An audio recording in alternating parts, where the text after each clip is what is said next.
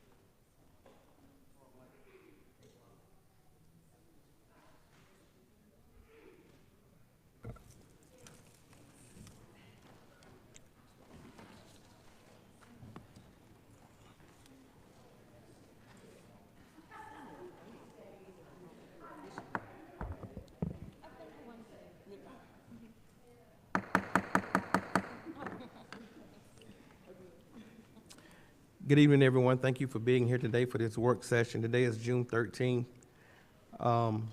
We're here for our zoning amendments. I'm going to go ahead and officially call this meeting to order. I'm going to ask if Commissioner Sanders, if you would lead us in our prayer, please, and Commissioner Cowan, if you would lead us in our pledge, please. Let us bow our heads. Father God, in the name of Jesus, I thank you for this day. I thank you for this opportunity to allow us to sit in these seats to serve your people. God, let us come with open minds and clear hearts so we can be able to do what we have to do for our community, God. Let us come together in agreement and know that we can agree to disagree and do what's best for Newton County. In your name we pray. Amen. Amen.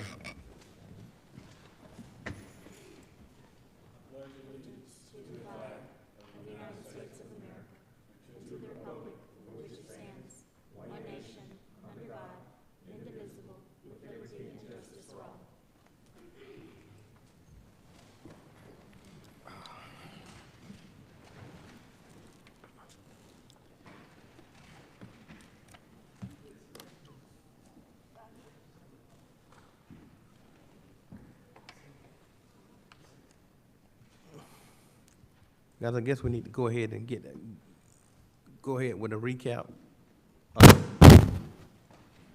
George, you had anything first before we get going? No, sir.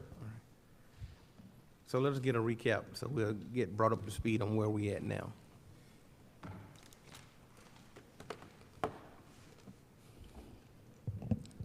Thank you, Chairman. Good evening, Chairman and Commissioners and Board. Good evening. Today we're going to start our work session number 3, which is a continuation from the last one. And again, this work session is only addressing, and it's only focusing on our residential allowances, which is a part of the amendments that we are making with the current ordinance. And these are our zoning districts. We have the residential, then commercial and industrial, and then our special overlay districts. Community-oriented residential development, planned unit developments, and all our overlays, which would be Almond, Salem, and Brickstore. And here we've got a snapshot of vacant acreages zoned by zonings. And then this is also included. I've given everybody a copy of the PowerPoint, so you'll have that for your records. But a larger amount of our acreage is still in agricultural residential zoning at this time, followed closely by A zoning, which is agricultural. And they're both at over 20,000 acres still left to be developed. And this is just a snapshot by district. These are vacant lots, 20 acres or more. And we chose this amount because these are the larger lots that would have potential to be developed. We've got District 1, 2, and 3. And then, of course, Districts 4 and 5. And just a brief reminder of what the considerations were. The purpose of the moratorium was to just address, and just to make sure to know that our ordinance is sort of keeping pace with development, and to address our densities. So it's basically, what would each commissioner envision for their district, and what would the community like to see in terms of development, and then, of course, what adjustments can be made.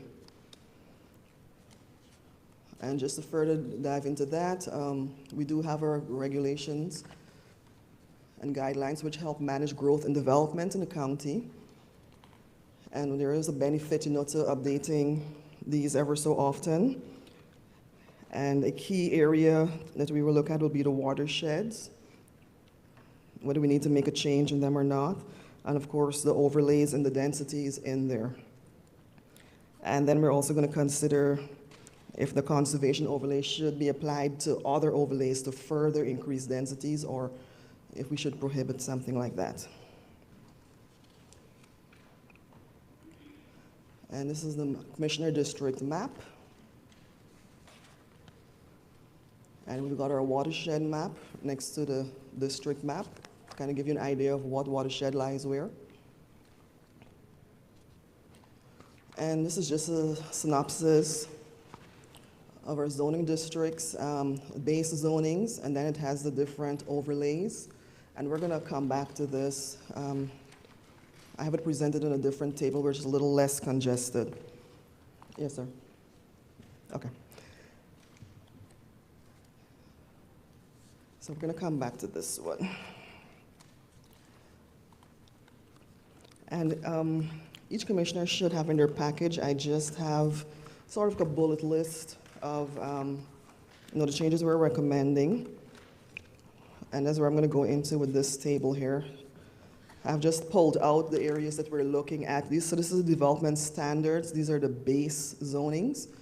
And I know the last time we discussed the agricultural zoning, which the minimum lot size is 10 acres. No change is being proposed for that. And the minimum heated square feet is 1,000 square feet, no change. The only change, if you would take a look at their bulleted thing, we're asking, staff is proposing that the building line in the A zoning, so this is the line, this is the area where the house sits on the lot. At that point, currently in A zoning, the lots need to be 400 feet wide. And we're proposing to reduce that to 300 feet.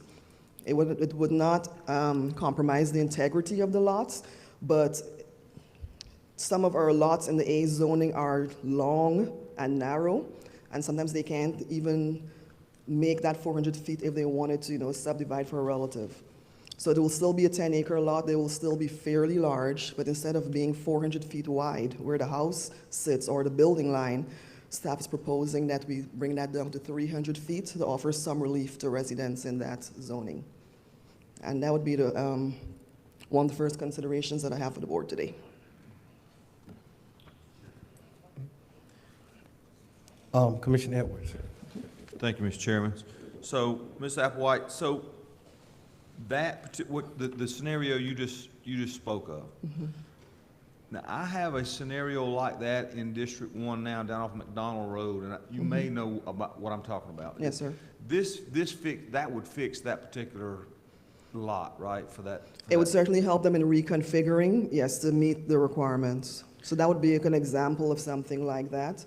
So it'll still be a fairly large lot, but instead of it having to widen to 400 feet, they will just have to widen to 300 feet where the house sits.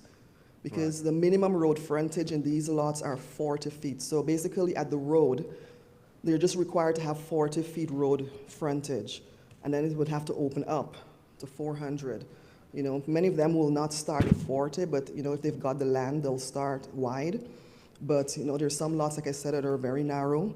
They're probably just maybe 350 feet wide. So some of them, if they wanted to subdivide, they can't meet that 400-foot width at the building line. So it's just to offer some relief to that. Like I said, the lot size will still be 10 acres, so it won't change that. But it'll just offer them a little bit of relief, if they're looking to subdivide for a family member or something like that. Do you think that, thank you for that answer, do you believe that will alleviate some of the stress we have now for some of the larger landowners in the county? I mean, you see the scenario like you and I just talked about down on McDonald Road. You see that playing out in other places in the county too? Yes, and something like this would bring relief for residents who are in that situation. We've had a few situations like this, which is why it's something I know we wanted to look at. So if but yeah, that would be basically it, just to offer some relief to the residents in case they do want to subdivide, but they would still have to meet that 10-acre minimum. I got you. Thank you. Thank you, Mr. Chairman. Guys, Commissioner Cowan has asked, and I'm gonna let the board poll the board and see what you guys want to do. He asked for Attorney Craig to come up and speak for 3 minutes. If that's the desire of the board, I'll allow it. If it's not, we'll move on. Attorney Craig, Tommy Craig. That desire is. The purpose of this was. Hold on, sir. Is that the desire of the board? Okay, I'm trying to tell you. Well, I'm telling him because he stopped you. yeah. Go ahead. Speak now. Mr. Craig worked on the watershed protection areas, and I'm not too familiar on those. And I know that the density that we're talking about on some of these proposed changes may have some impact on this.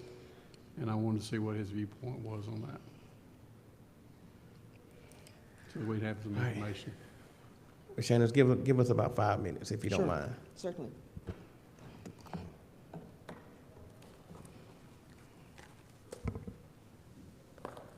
Yes, sir. I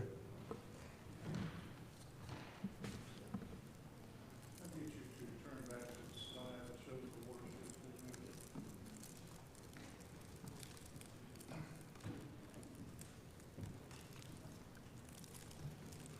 I noticed You got about 5 minutes. at your last meeting, that there was confusion about watersheds, watershed protection. And that's all I wanted to do was to try to clear that up for you. Can you talk in the mic for us? Sir, Can you talk in that mic? Thank you. I'm sorry. I want to try to clear that up if I may. And there's some selfishness in it. I'm representing Judge Greeley Ellis with regard to 174 acres at the intersection of 142 and 278. He'd like to get it rezoned.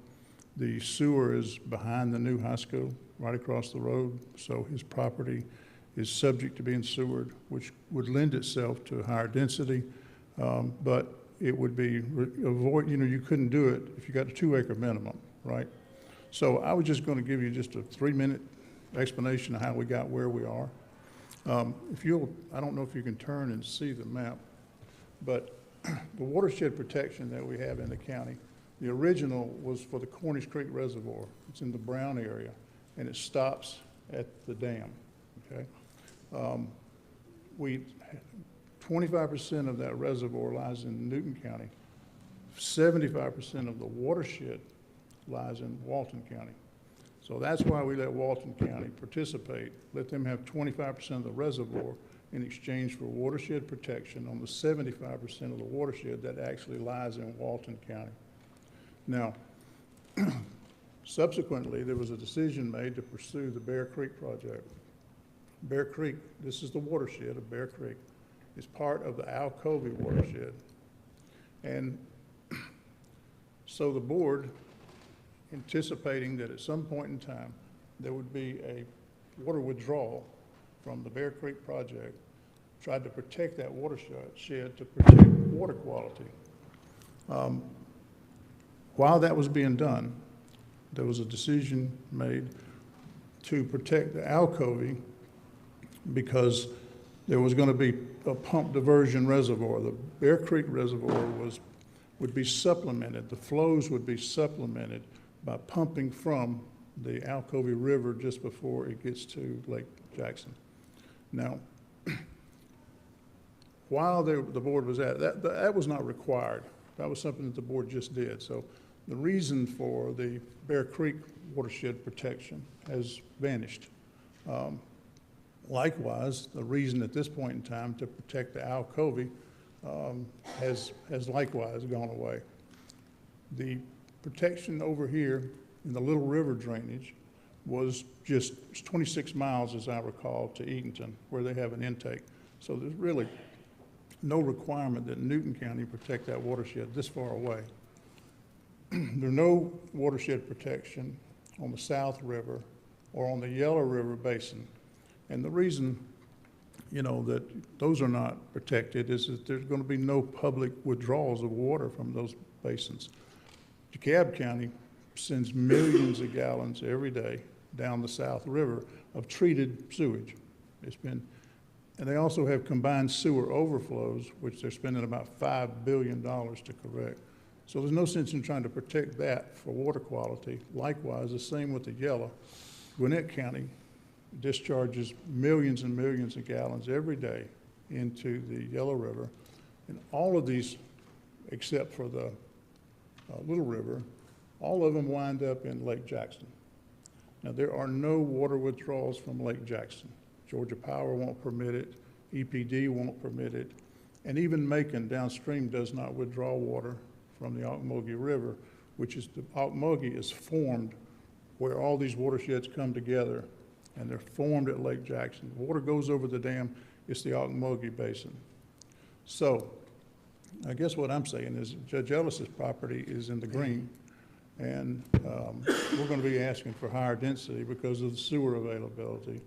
And I just wanted y'all to understand, as you go through this process, that these watersheds, there's no justification other than the Cornish Creek watershed for treating these watersheds any differently than on the other end of the county. I think Commissioner Mason was asking about that, and also Commissioner Sanders.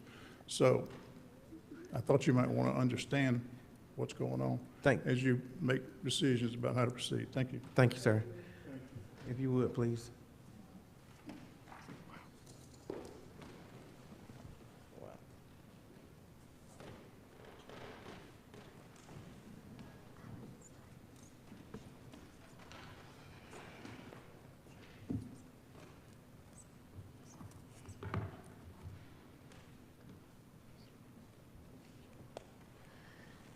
Thank you. Wow. Shana, if you would, please. Continue. Yes, I was just waiting for some feedback from the board on the width of the building line for the A zoning. If they're comfortable with it going down to 300, or do we keep it at 400 feet? I'm sorry, say that again now. I was just waiting on a response or feedback from the board as to which way they would like to go with the width of the building line for the A zoning. If it will keep it at 400 feet, or are we comfortable adjusting it to 300 feet width? We can just poll the board right quick. Commissioner Edwards. Mr. Chairman, as long as the lot size, I guess it's 10 acres, doesn't change, Huh? and it's too, it makes sense to move that to 300. Can you stand here? Sorry, I'm okay with, it seems practical to move that to 300 feet to me. Commissioner Mason? Yes, I'm fine with that as well. Thank you. Commissioner Sanders? So you're moving it to 300 feet in regards to, I want to make sure I'm clear.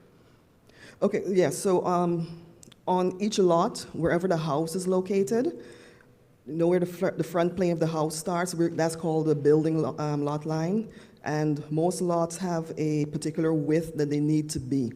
So for lots in A zoning, when they're at the road frontage, or where the lot borders the road, that is only required to be 40 feet. Okay. But by the time it gets to where the house is going to be located, the lot has to widen to 400 feet right now before, it can be considered a buildable lot. Okay. So we're just, to offer some relief to residents in that area. This is we've run into this quite a few times where the lots are not wide enough, because we do have some narrow lots, in the A zoning. So that was just to offer some relief in that area. But it will not change the minimum acreage of 10 acres for lots in A zoning. Okay. I'm fine with it. Commissioner Henderson? Thank you. Thank you. First of all, just forgive me being a little late. I was kind of doing some community duties. I've always said that they should be able to the landowner build a home on the lot, and this would make it just a little bit easier, if I'm not mistaken. Mhm. And so I definitely agree. Okay. Commissioner Cowan? I'm good with it. I'm good with it. Okay, all right. Okay, rural estate, our next zoning category. The minimum lot size is currently 2 acres. We're proposing to go to 5 acres. And the minimum heated square foot is currently 1,800, and staff is proposing 1,600 square feet. And this, and mostly the agricultural residential zonings, those two zonings, or more so the agricultural residential zoning, we do have, requests by individual homeowners to reduce the minimum heated square feet. So that was the reason behind that, and also, to address the density issue, we just proposed to increase that to 5 acres for rural estate. and the minimum heated to 1,600 square feet. And when we discussed this at the last work session, the feedback that the board gave is that if the heated square foot was going to be reduced by 200 to 1,600, they would like to see minimum building standards set. So we do have that proposed. It's the last page on this, your little handout here. So I just want to go ahead. What would be the purpose of reducing it again? This is a request we have from homeowners who are building, not necessarily large developers. Some large developers have requested that, but in terms of the developers, where we ran into this issue is some of the older subdivisions that may have was built back then before it got to 1,800 square feet.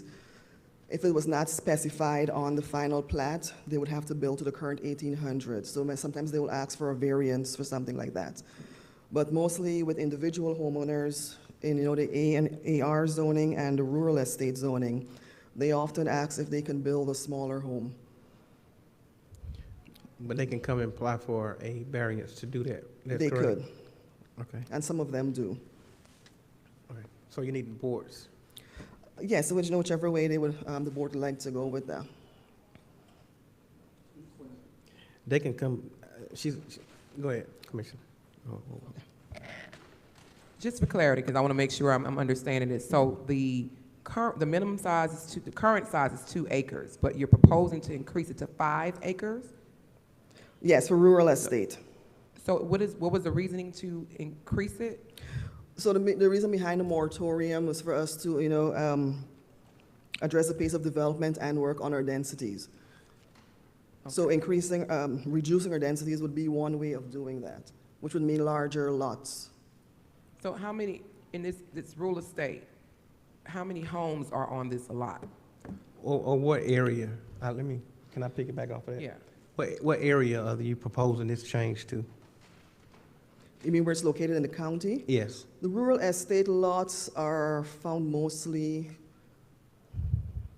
in like the District 1 and 5, mostly on the east side of the county. Not all of them, but most of them. And they're not a lot of those lots. It's not as many as AR. And I'll go back here. It's our little chart. So it tells you here by district, how many acres we have.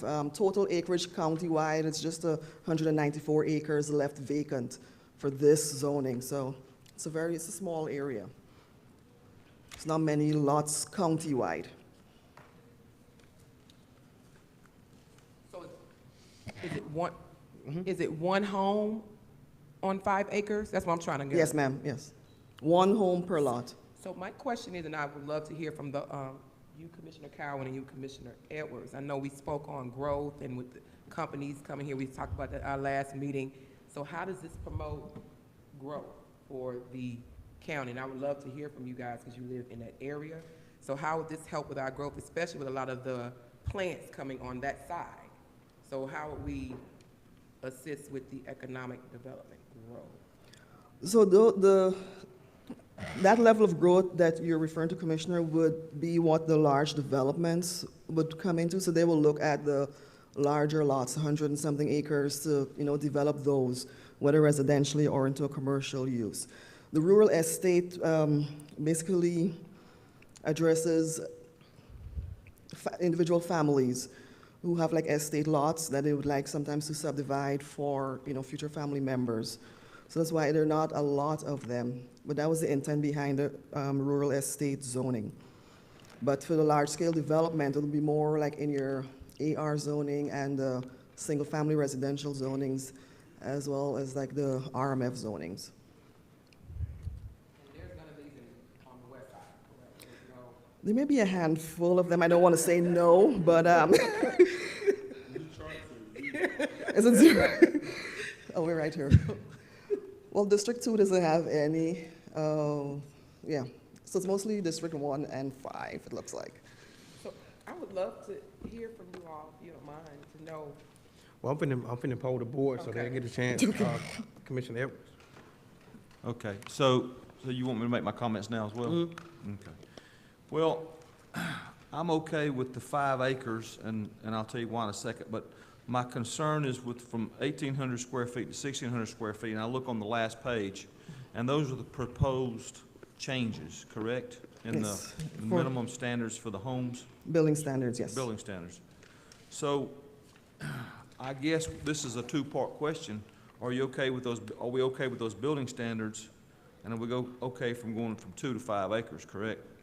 Yes, that is a question on, I don't know enough about the building standards as of this moment. I'm not a builder, but I haven't had time to digest these. But if you say they're increasing the standards, if you believe the standards for building a home rise with this page, I'll go with you on that, correct? So, but as far as the 194 acres in District 5 and District 1 that we're talking about, it's very small. And let me tell you what I'm Very small, seeing in my part of the county right now is a demand for estate lots, 5 acres and up. I can take you to 200 acres right now that lie between Benton, Dairy, and Dixie Road, and those estate lots sold in 2 days after Yeah. going on the market. 10 acres, no less than 10 acres. So, and I can tell you, Mr. Pete Spears is doing the same thing down in the Mansfield area. So the demand for those, the larger lot sizes are there. People are looking for a place to get out into the country. So I'm fine, especially since it's only 194 acres.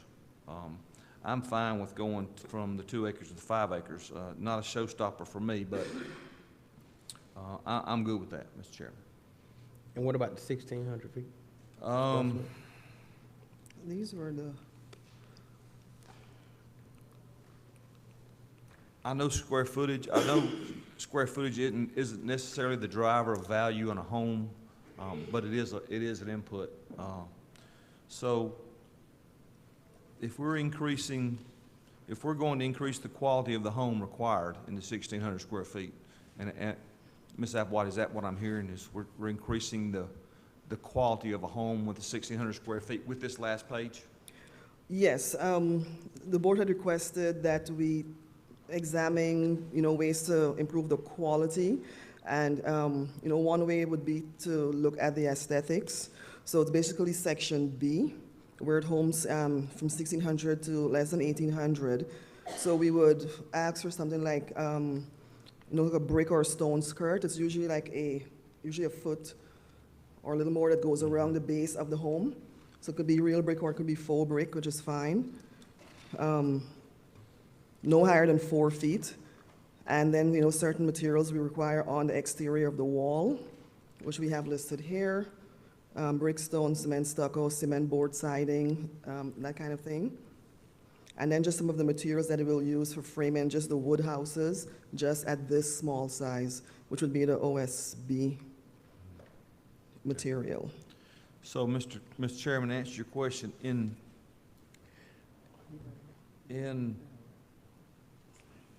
generally speaking, I'm okay. We're not taking an official vote tonight. I'm okay with everything, with the exception of the building standards, and I'm okay with them as long as we're increasing the requirement for quality. I just don't know what that is yet exactly, but in principle, I'm okay with the changes proposed. All right, thank you, sir. Y'all just remember that she's taking this in so that when they come back before the board, it'll be what you guys are asking her to put in there. No, we're not taking an official vote tonight, but it is what you're asking her to put into the document, okay? Commissioner Mason? Thank you, Mr. Chair. So, Ms. Applewhite, with this rural estate, what would be the harm in keeping it at 2 acres or even minimizing that? What would be the harm in that? Would that be detrimental to the community or detrimental to this particular portion of our county? Would it, so I want to know what would be the detriment of us decreasing it versus increasing? I don't know that there will be a detriment. This proposal was just made as part of the package of addressing our density. It's a small lot, like I said, it's only 194 acres approximately left in the county. So, you know, decision either way would not have a detrimental effect on the county, you know, countywide. So now are these, I know you said these 194 total amount of acreages, are these individual owned lots by private individuals? Is this county-owned property? Like, what specifically is this rural estate properties? The rural estates are family-owned lots. The intention is to be family-owned lots. I don't have the information in front of me of, you know, who all the owners are. I would be surprised if the county owns any of these, but these are usually like lots that have been within families, you know, for generations. And that's generally what estate means. I just Yeah. wanted to get that out there for clarity. So have we even had conversations with these individuals to see why they're wanting to increase it to 5 versus keeping it at 2? Have we had these conversations as of yet with these individuals? Like a public forum? No, we Yes. have, no, we have not for these amendments. Okay. So I think it may be a great idea for us to begin to have these conversations with these individuals that own these real estates to kind of see, well, what is their objective or their intent to increase it versus keeping it at what it is, or maybe even decreasing it, because we're talking about development. Would this, increasing it to 5, would that completely minimize more development in these particular areas? For this particular zoning, the impact, I don't see the impact having that way, because like I said, these are usually largely family estate lots. They tend to stay within the family. Usually the larger lots are zoned A and AR, where you get into hundreds of acres. And like I said, there's only 194 acres, you know, left vacant countywide. So in terms of the overall impact, you know, on development, in a scale that you're referring to, probably not. So this is just basically telling us, okay, if it's increased to 5 acres, you're saying that they can subdivide it They will be able to, several times because it's a larger acre, or I'm just trying to understand no, exactly. so right now, if they propose to subdivide their lots right now, they would be limited to 2 acres minimum. Okay. Right, so we're asking to, the proposal was to have that to go up to the 5 acres, you know, because of us addressing our densities, you know, and trying to manage any kind of growth within the county. Okay. But like I said, because it's a small percentage of the acreage overall, so.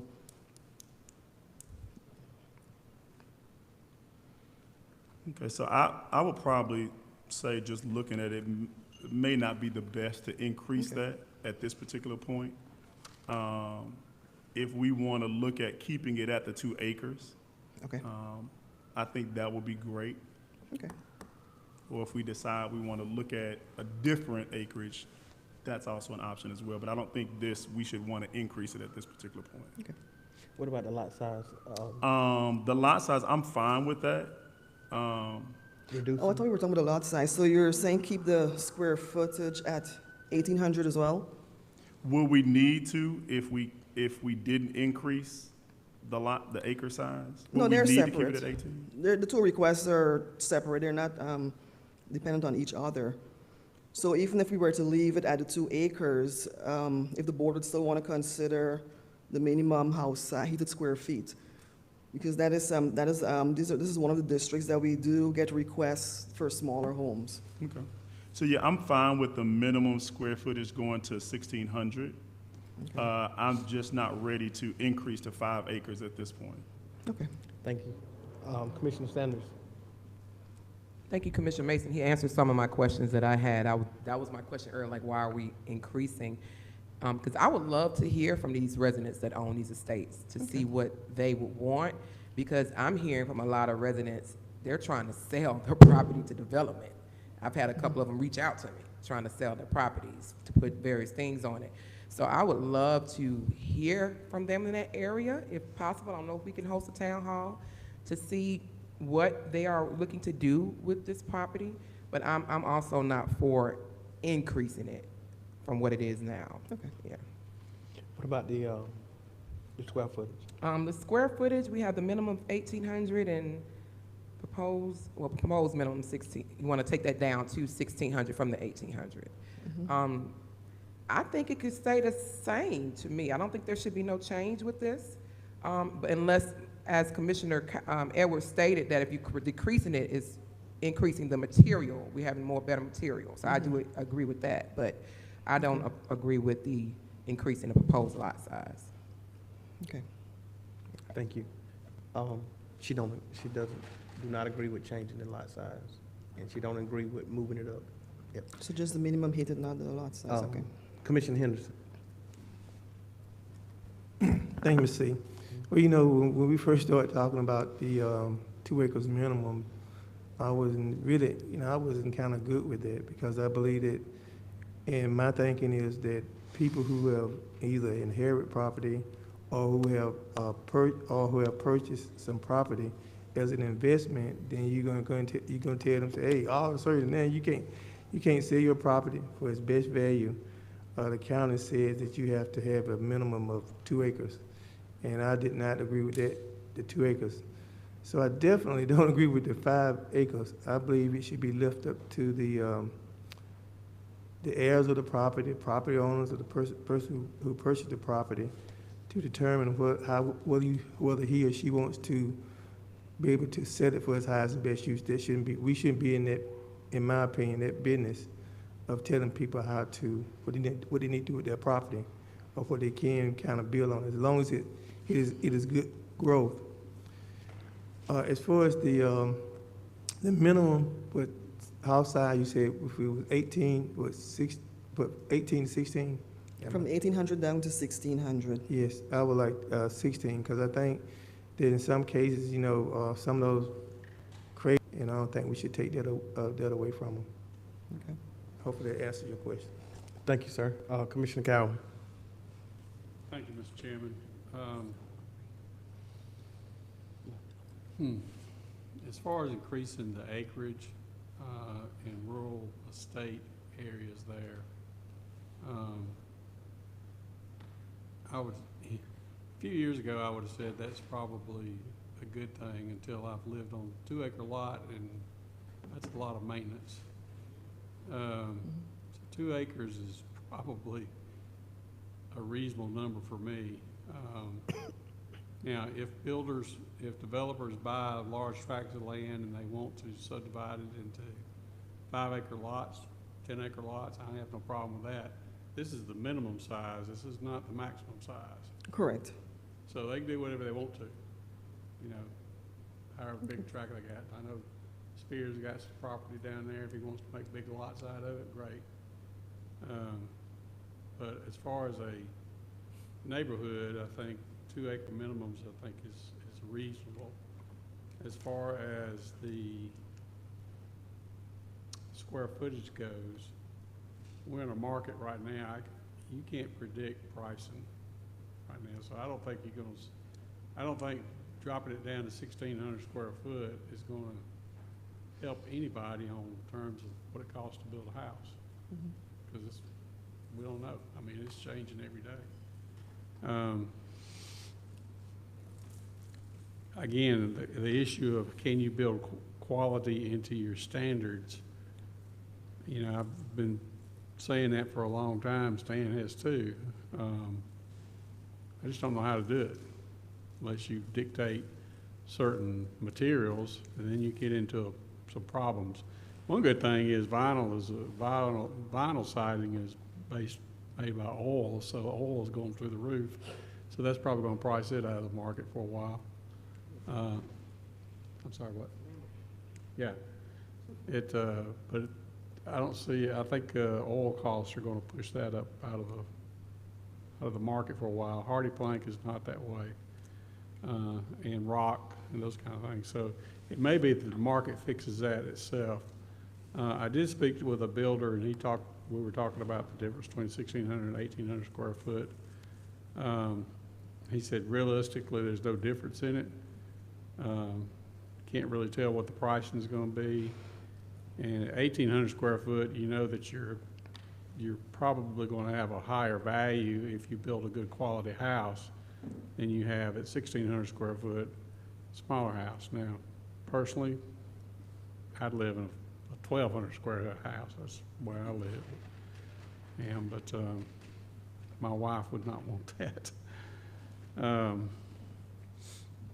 those are my thoughts. I think 2 acres right now is reasonable. If we go to 5 acres, we're getting, if we go to 5 acres and then cut the size of the house down, you're making the lots bigger and the house smaller.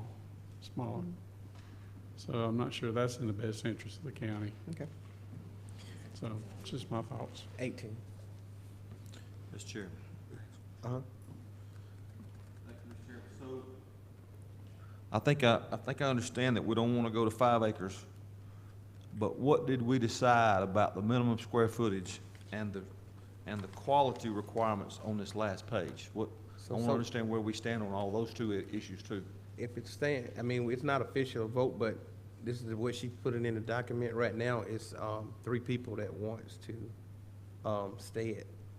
leave it at 1,800. What about the quality standards that are listed on the last page here? Do we want to implement those?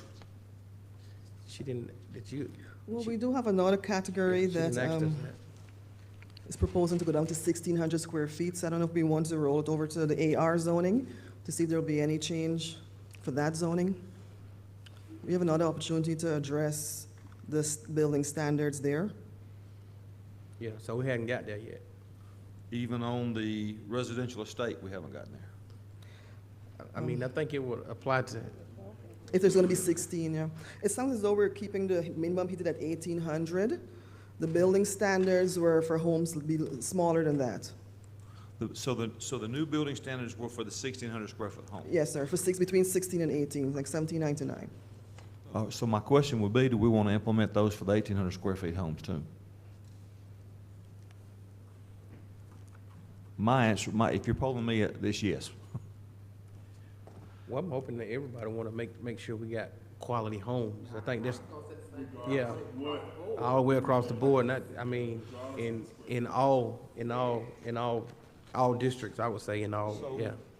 So my next question is, are we good with, as a board, with your permission, Mr. Chairman, are we good as a board with moving along with these new standards on every zoning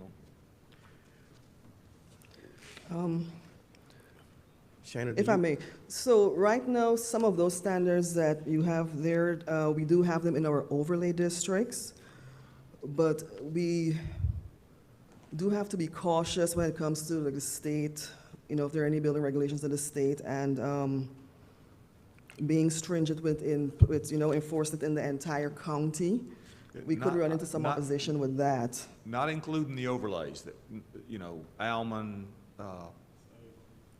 Salem, Brickstore. Brickstore, Mount Pleasant. So But you- excluding those is what I'm saying. But you would build to the same quality, but you just wouldn't, I guess you wouldn't hold like the different garages, layout for the different garages and setbacks and things like that. You wouldn't implement that, but the same quality of home, you would implement that across the board. Is that correct? Yes, if you're asking for the materials that we're using on the outside is what, and you want it to go across the entire county. Yes, if that is what the board wishes, we can do that. Yeah. I don't know if Yeah.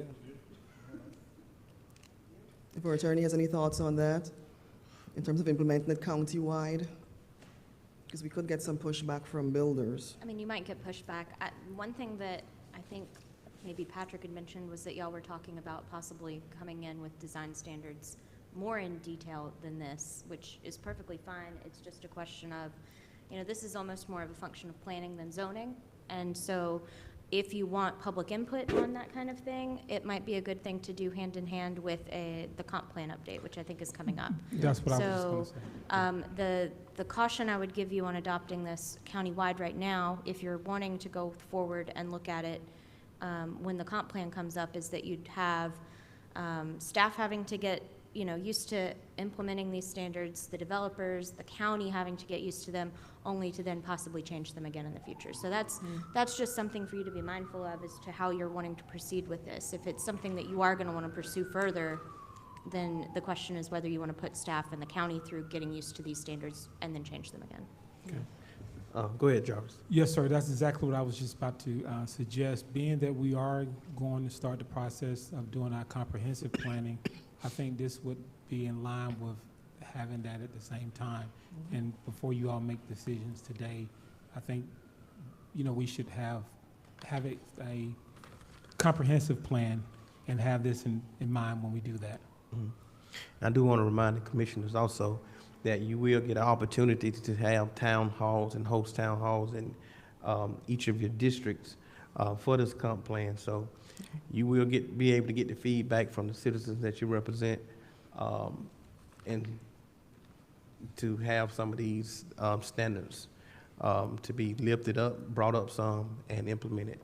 Go ahead, Commissioner. Thank you, Mr. Chairman. So I just want to make sure everybody understands the overlay districts, the three we just spoke of, are much stricter than what these are. So we won't be encroaching on those at all if we changed them. So I just want to make sure that. Now, here's my heartburn is and I understand we're waiting on a comprehensive plan, but the moratorium up at the end of next month, or supposedly supposed to be. We got developers chomping at the bit to do to build to standards we have right now. So that's where my hurt comes in, is while we're putting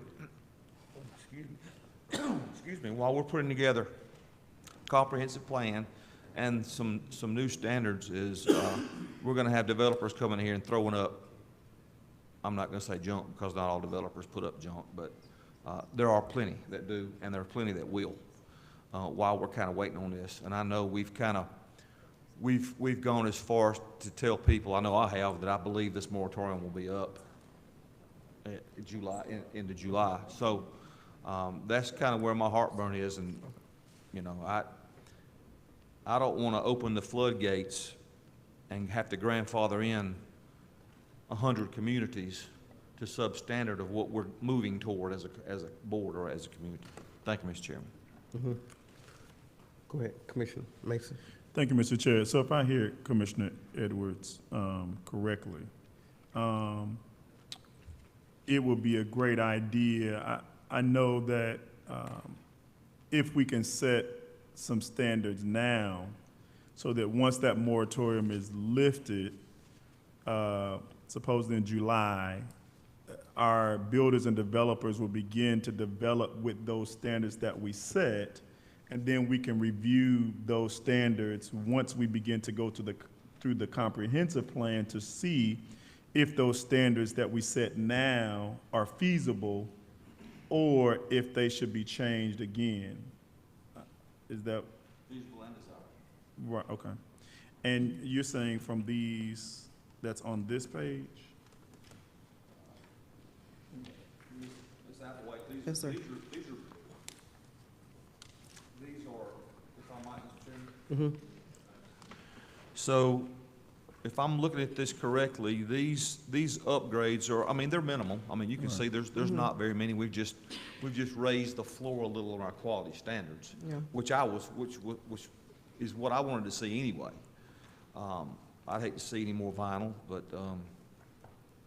it is what it is. But we've taken, and I haven't had time to digest this very well, and again, I'm not a builder, so, but it appears we have raised the minimum standards for building a home in Newton County. If this were to be adopted tonight, or whatever, we've raised those standards a little to help us bridge the gap to when we do have a comprehensive plan.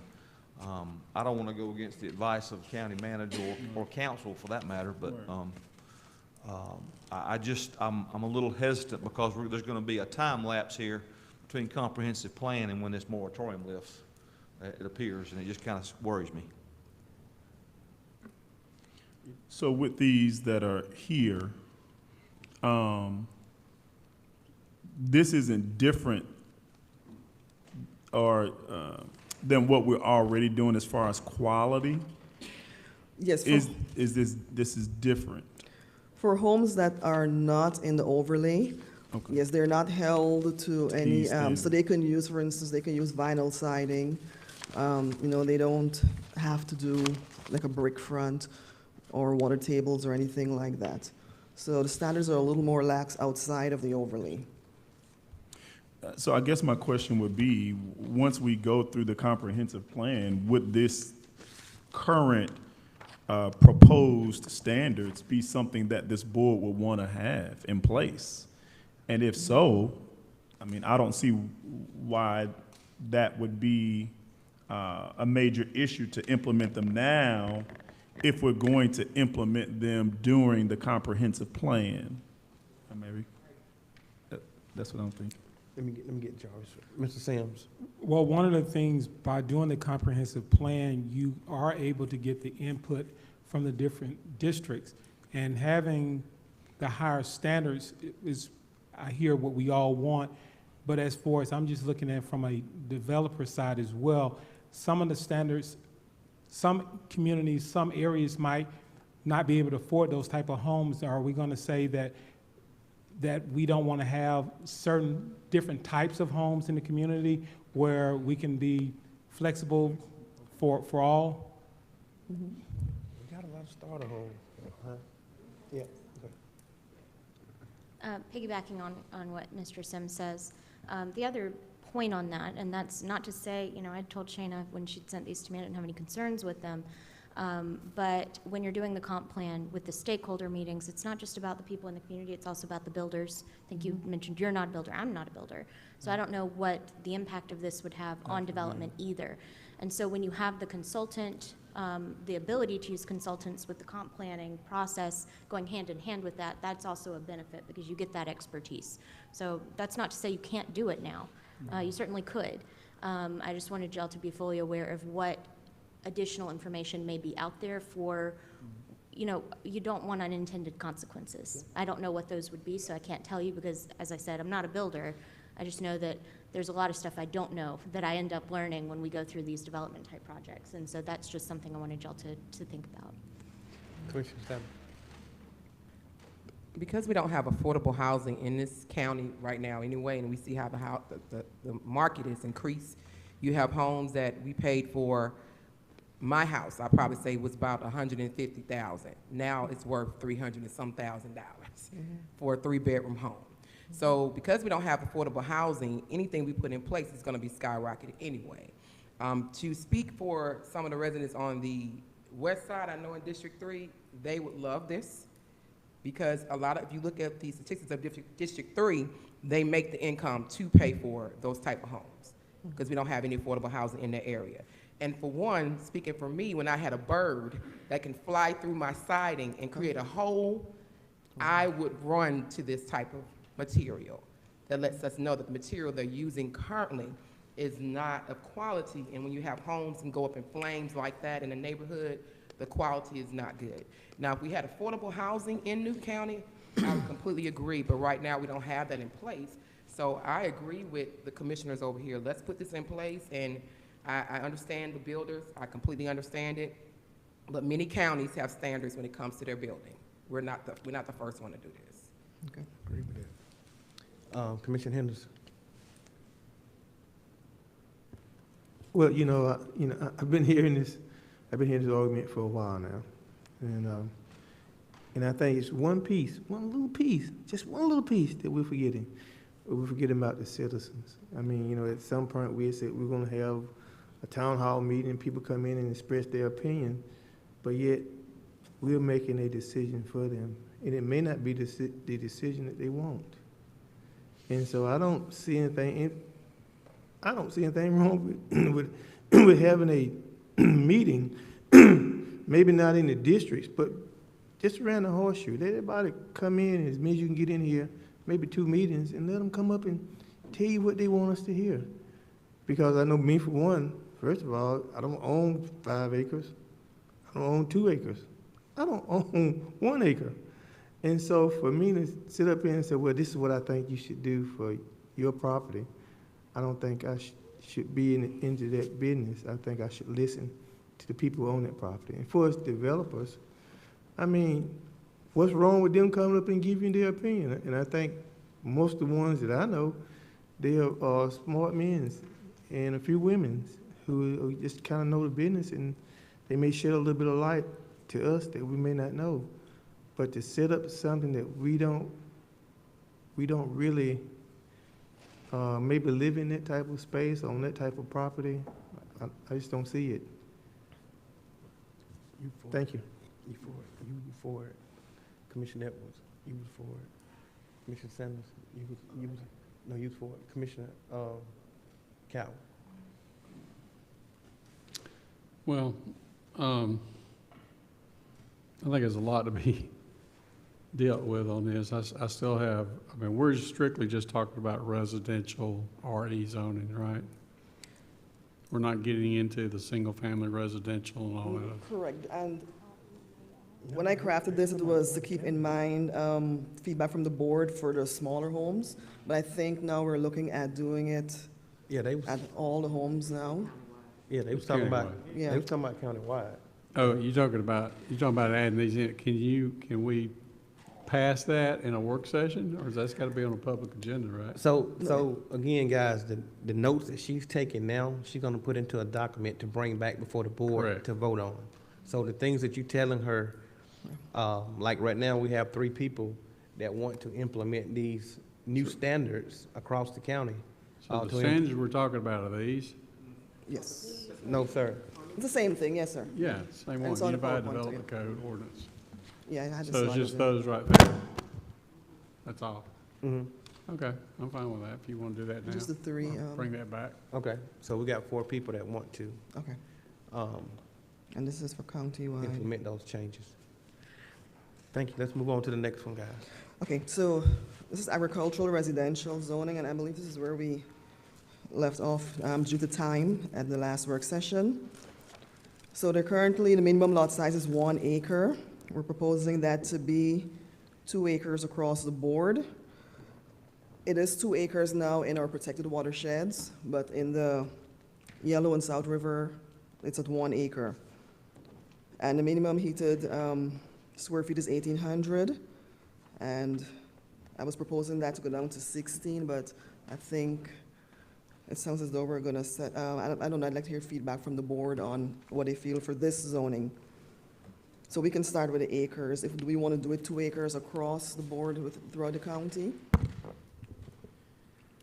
For the AR zoning. Yeah, we're gonna start with 1 and come down. Commissioner? Well, if I remember from the last meeting, it was not very palatable to go 2 acres countywide on agricultural residential. So my vote would be to leave it like it is. Okay. Okay.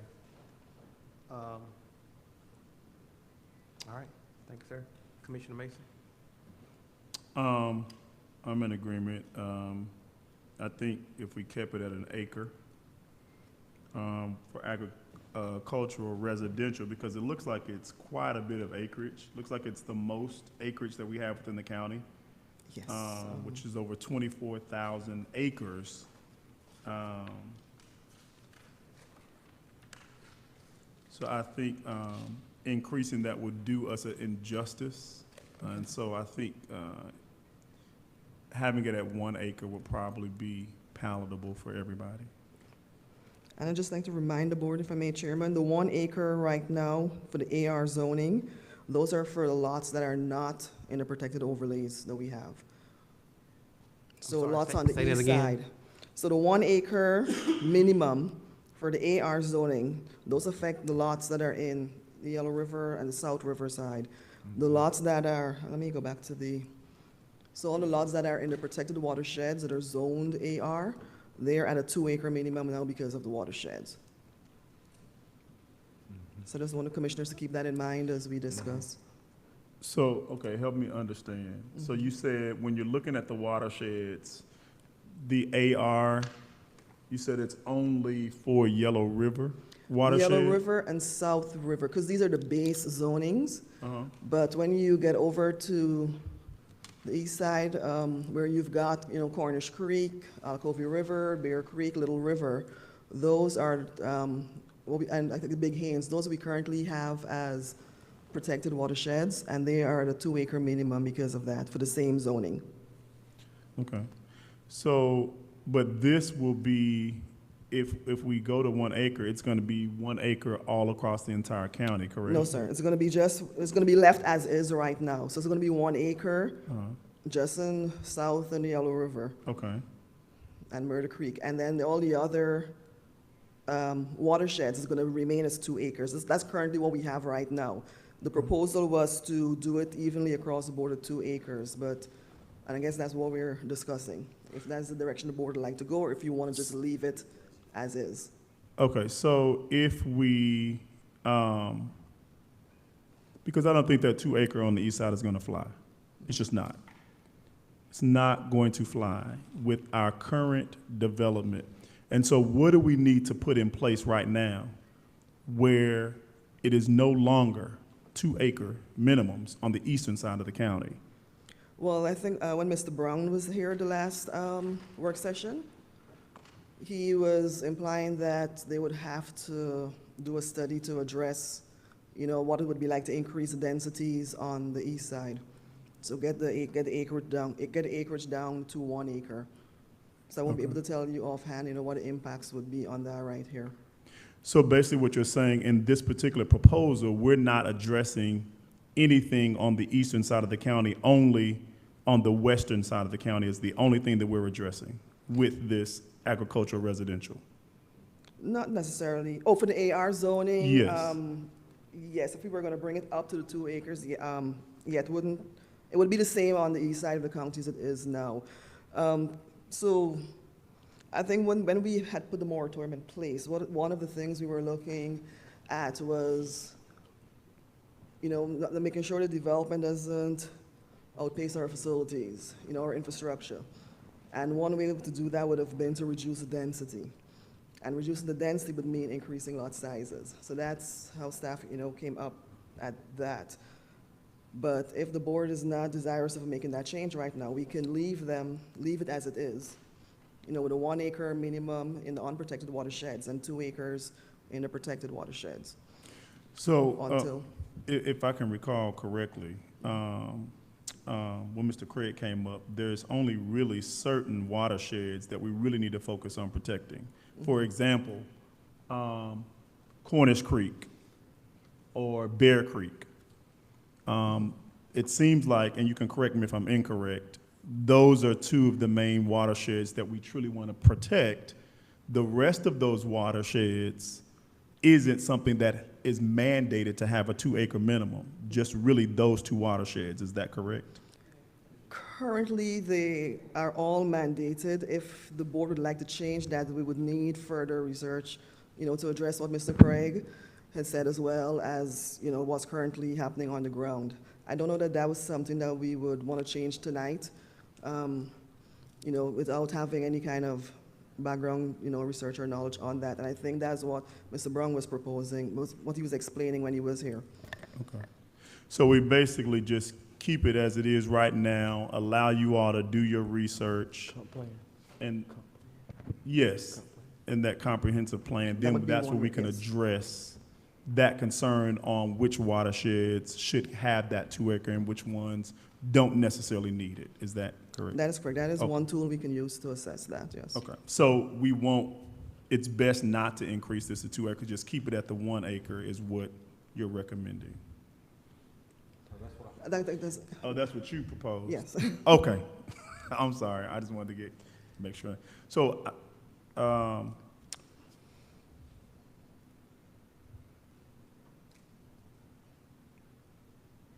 because it's already at 1 acre, is correct?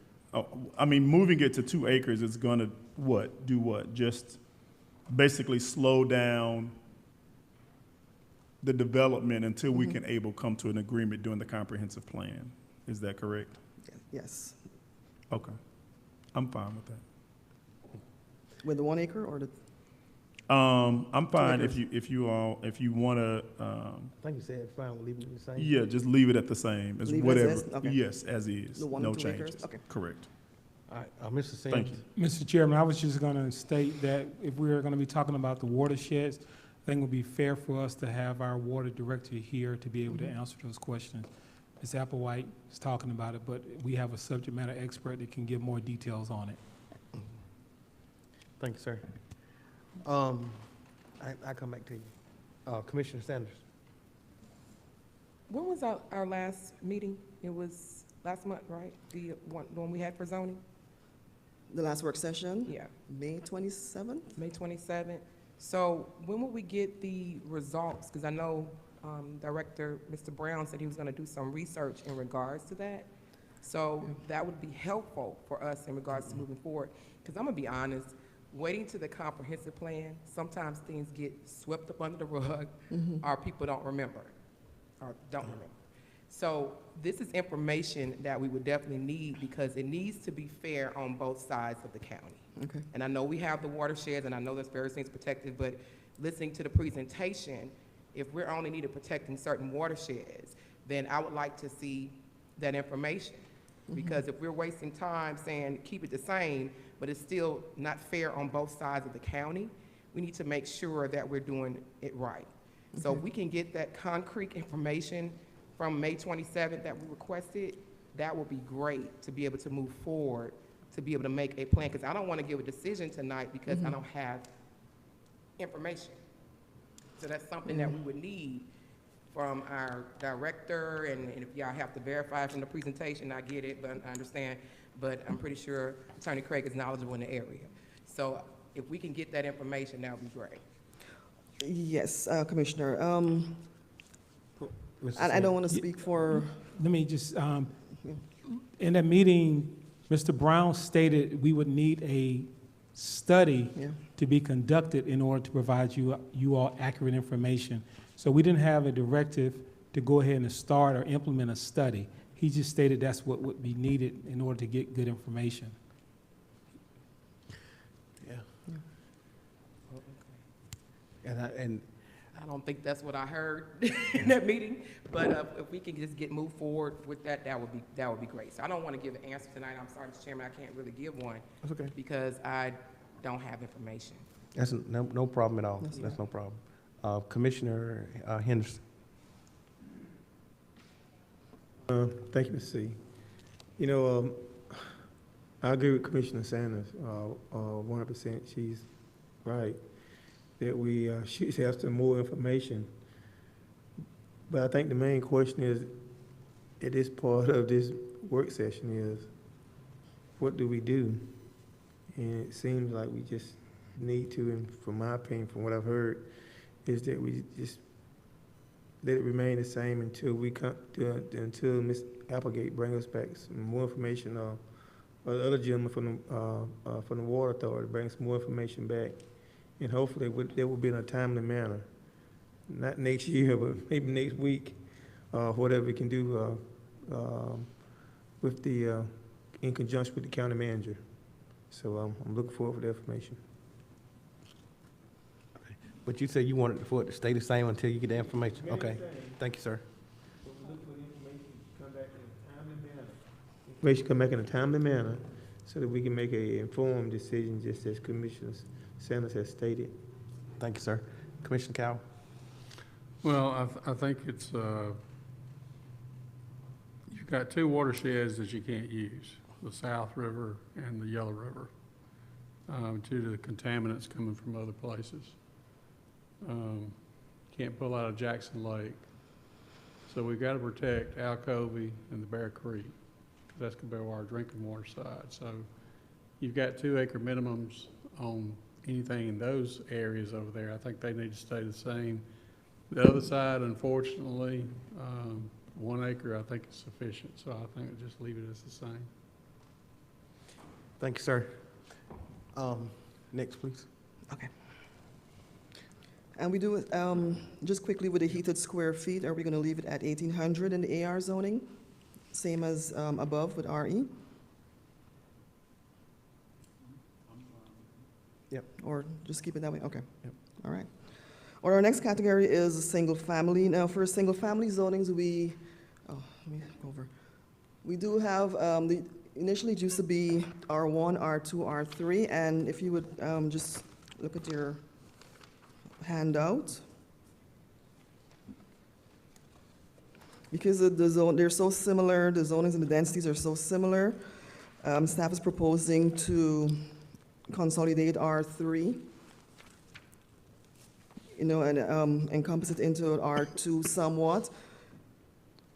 So for R1, single-family residential, currently the minimum lot size is 25,500 square feet if you're on septic, and it's also the same if you're on sewer. And staff is proposing to increase that to 30,000 square feet with septic, and just leave it the same for sewer. The state requirement for septic lots is 25,500. So lots could not go smaller than that regardless.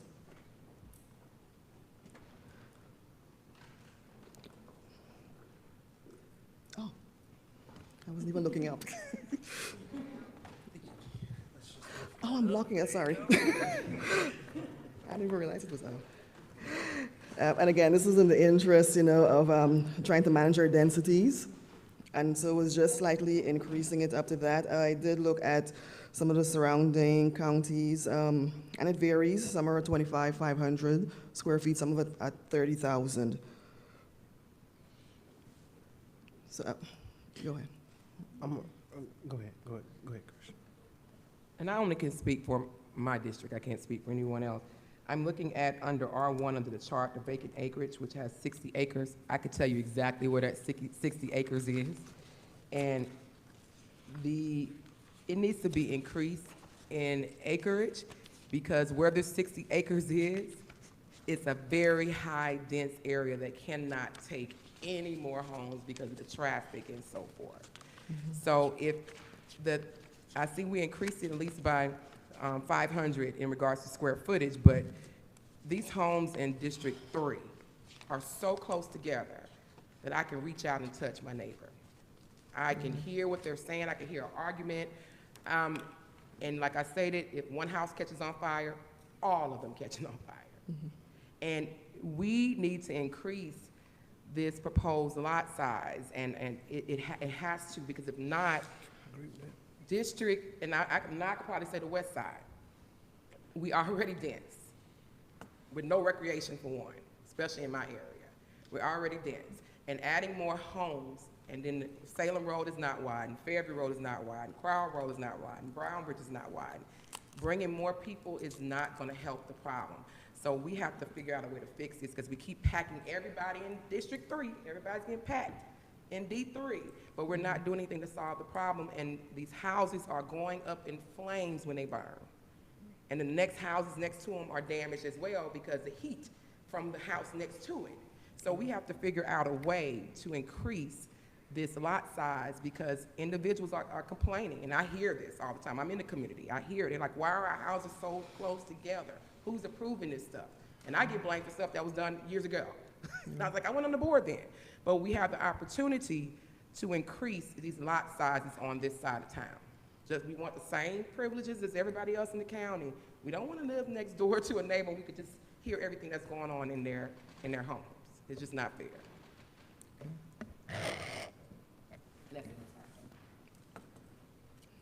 Anyone else? Let's start over So we're here. at R1, yeah. Commissioner Edwards. Thank you, Mr. Chairman. So I agree with Commissioner Sanders that increase is needed on especially that side of the county. But to answer your question, Commissioner Sanders, we got in that predicament on the west side of the county, previous boards. Yeah, that's what I said. I get blamed for the previous boards. Previous boards. Everything. I'm like, We had developers sitting on this board and not just over there, over here.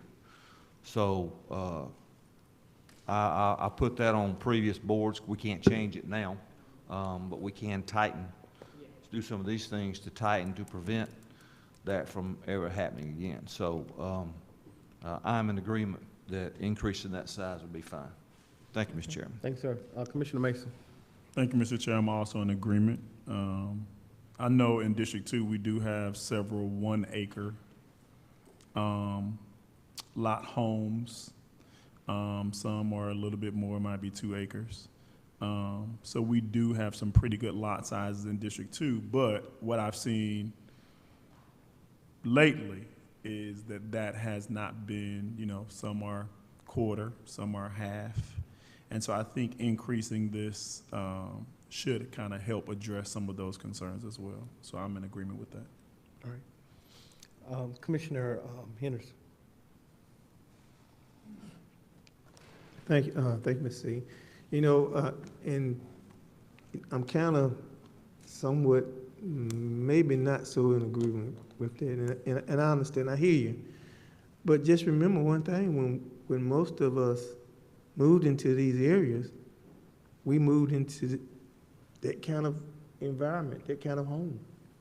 I mean, we knew when we moved in, I knew, myself for an example, I know when I moved in my house over on Puckett Street, I knew that my neighbor was about 10 feet from me. And I said that was better than what I had previously before I moved there. So I said that was pretty good. But once I got there, I said, well, I don't want nobody to build across the street from me because I'm enjoying the green space and looking over there and seeing nothing but trees. But unfortunately for me, I didn't own the property. And I couldn't tell somebody else that they couldn't move over in that direction. And I agree with you, and I go ahead and I vote with you, but I'm just going to tell you this. It's going to grow. This county is going to grow, whether we like it or not, because that's what people do. I still say we shouldn't restrict people who having tracts of property from developing their property or selling their property so they can get the most money they can or the best use. Or maybe we should consider start buying property from people and just making sure it's a park or a real nice green space, since we have in Newbern and Mansfield. And I ride down through there, I can see they got a big old nice park to your left and a big old nice park to your right, and they can walk all day in the woods, and that's good. But we here in town, we don't have that opportunity. We don't have that type of acreage to do that. And unfortunately, people are just busting at the seam to sell their property because they say, I'm going to get out. And I think Commissioner Calvin had said, I think last meeting, the meeting before last, saying that he was seeing so many people moving out of Newton County, and he said good people moving out, but there's growth. And so I don't know how can you stop it, because it's going to come whether we like it or not. And I always said, and I always sitting up here said, it need to be good growth or smart growth. And right now, I don't think we have that plan. Thank you, Mr. C. Mm-hmm. Commissioner Cowan. Thank you, Mr. Chairman. We've got some examples of high-density housing in Newton County, one Clark's Grove. Seems to work very well. It's a nice neighborhood. Houses are relatively close together. Real close. Didn't seem to be a problem over there from a lot of things. The projects we approved down at Georgia 11 and Mount Pleasant, those are high-density areas because they got sewer in that area there. Or actually, I think Mr. Charlie and Rob put in their own sewer plant at one time. They've taken it out. But high-density works. I mean, if people are willing to get along with each other. You've got some areas where there's sewer. I think at some point, we're going to have to look at higher density in those areas because that's how you recoup your expense on what it costs to put in that infrastructure. 30,000 square foot, is that a third of an acre or a fourth of an acre? I can't remember my acreage. It's just north of 25,500 is just north of half an acre. I don't think it's quite. It's almost a half acre? No, it's more than half, so I don't think it's quite 3/4. Not quite 3/4 of an acre? I can't remember my. It's half acre. 21, yeah, it's a half acre. So this is about 3/4 of an Yeah, acre. closer to 3/4, yeah. Okay, and you got that with sewer, or with septic, a little bit smaller than that with sewer. Again, I think in some areas of the county, we're going to have to consider looking at development nodes and having a little bit higher density for residential. I mean, it does work. I mean, it's not that you can't live next door to each other. We've proved that in the city. I don't know. Land is getting so expensive, and developers, I'd rather have closer housing than apartments, because you recoup a better tax value out of that than you do out of apartments. So that's just my thoughts. If I may, Chairman. I'm sorry, go ahead. Yeah, the Commissioner, the developments that you were describing earlier, those are, I think a few of them were in what we call planned unit developments or CORDs, and in those developments you do, because it's a mixed use, you do tend to have the higher densities in there that you're referring to. So the R1 single family would be like the base zoning, you know, for lots that are generally outside of an overlay or not in a planned unit development. Even in the overlay, you know, with the single family minimums we have here, the overlay has a different set of requirements that are a little denser, you know, because of where they're located. Usually, you know, close to sewer, you know, in development nodes like you're describing. So we have catered for that. This is just for subdivisions, you know, that will develop outside of those areas. Yeah. So the core is the plan unit developments,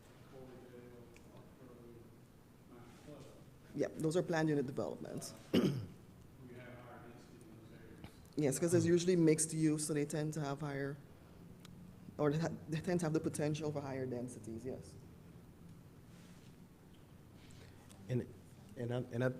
And just to jump in, I think what I'm hearing from some of the commissioners up here is that because we failed to plan properly so many years ago, when we say higher density now on the west side of town, it's a problem because everything is landlocked.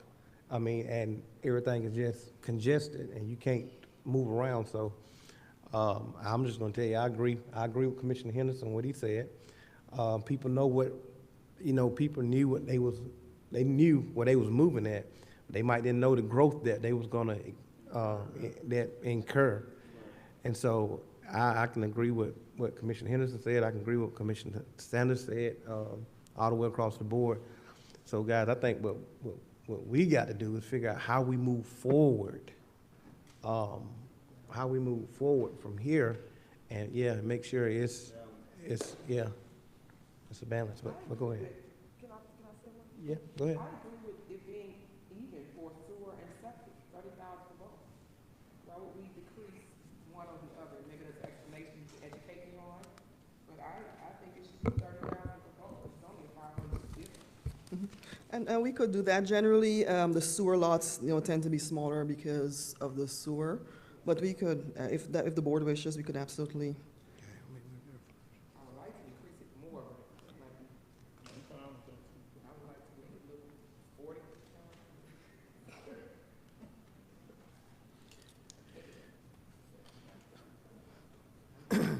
And maybe as we look at the So I think comprehensive. an appropriate question would be, I guess that's why I was saying that a while ago, is what would, as sitting commissioners and things, what would you like to see? What is it you would like to see? You know, Commissioner Sanders just said she would like to see maybe 40,000 square footage, you For know. the septic lots? Okay. Yeah. For both, just to give a little bit more space, you know. Not that I love my neighbors. I've been with them for 16 years, but like I said, when her son plays the beat machine, I know all his movements. I mean, it could be the material of the home, that could be one thing, the installation, how they built the house. And I hear a lot of neighbors saying, wow, our house is so close. And when they just built those new homes in the enclave, we had like a little section, right? It was like in between both of the homes. The Ford came in and shoved this house right in the middle of those two homes. I watched that house to see how they was gonna do that. They did it, but it's just that close together. So Yeah. that's my issue. And I think the zoning, okay, and I believe the zoning would control that in that particular neighborhood, which is why they're close together. But for R1, yeah. So are we saying to go up more? Go ahead. Commissioner Mason? Thank you, Mr. Chair. And to that, all of my colleagues' point, I think when you look at the slides where you had the vacant lots in each individual district, I think from an overall perspective, I think that's kind of what we're trying to figure out on how do we address what's left by implementing the most accurate zoning right now.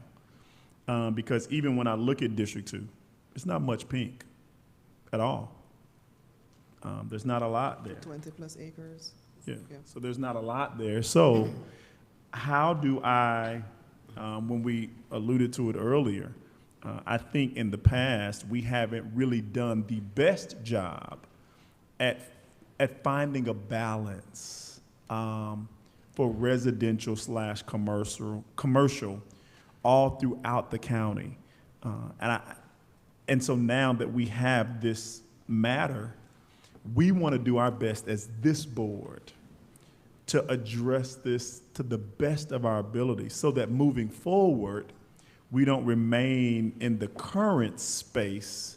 We'll begin to see a balanced county, not just a balanced portion of the county, but we'll see a balanced county all over.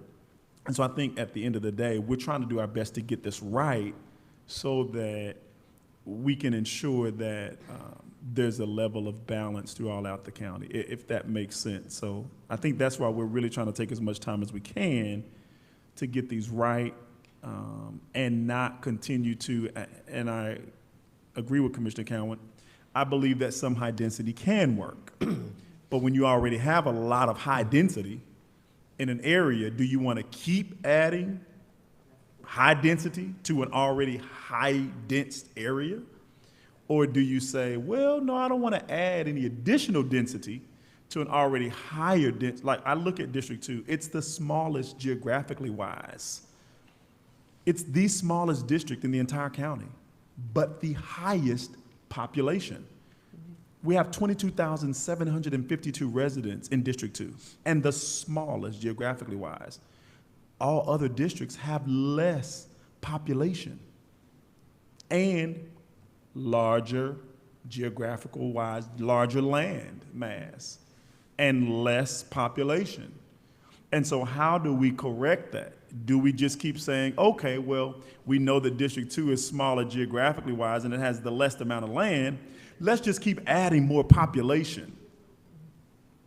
Or do we say, okay, well, let's look at some areas that have larger tracts of land, lesser population, where we can develop and create a little bit more we have room to create higher density in those areas, if that makes sense.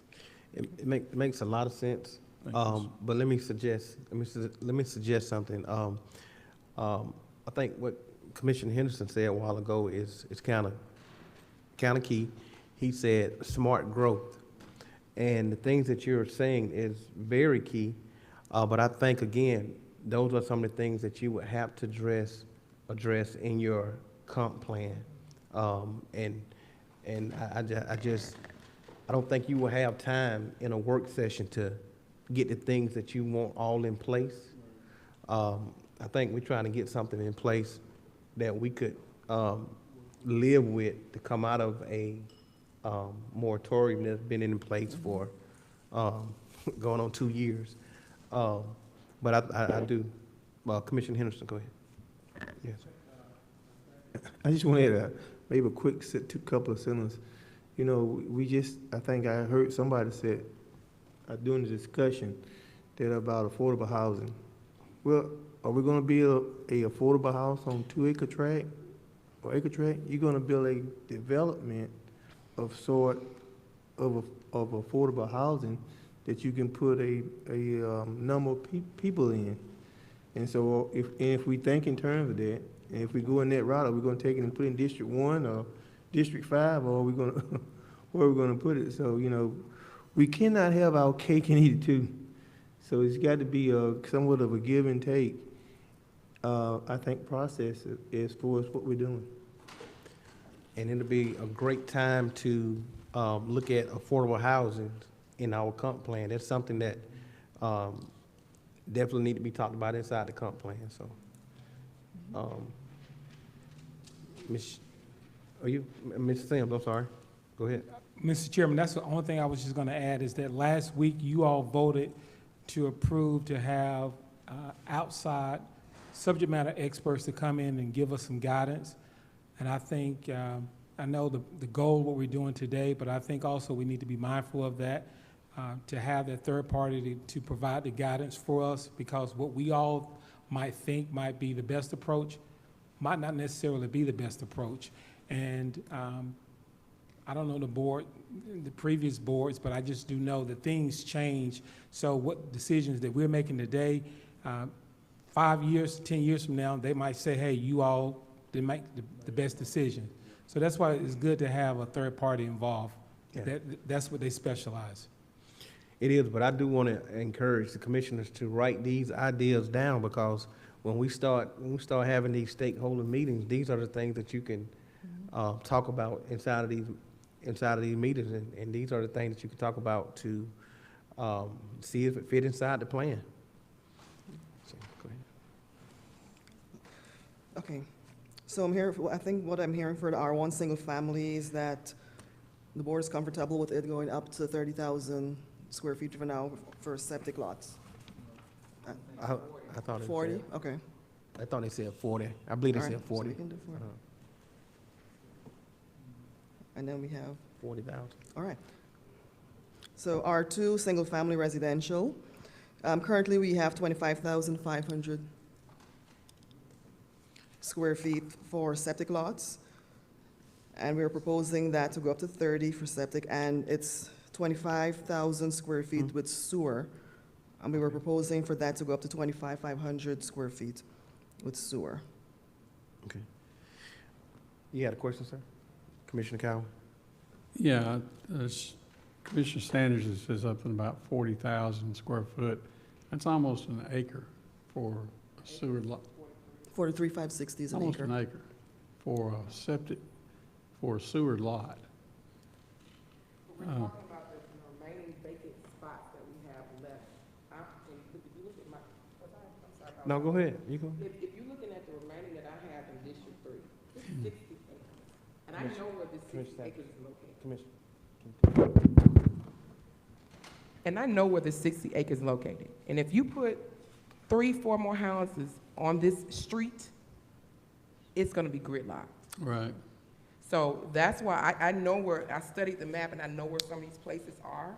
It's gonna be gridlocked. And we're talking about Salem Road right now, oh, it's not gonna be any relief. And where this is located is next is that Salem Road conjunction with Fairview. I know where it's at. It is gonna be crazy. I know who it is. Yeah.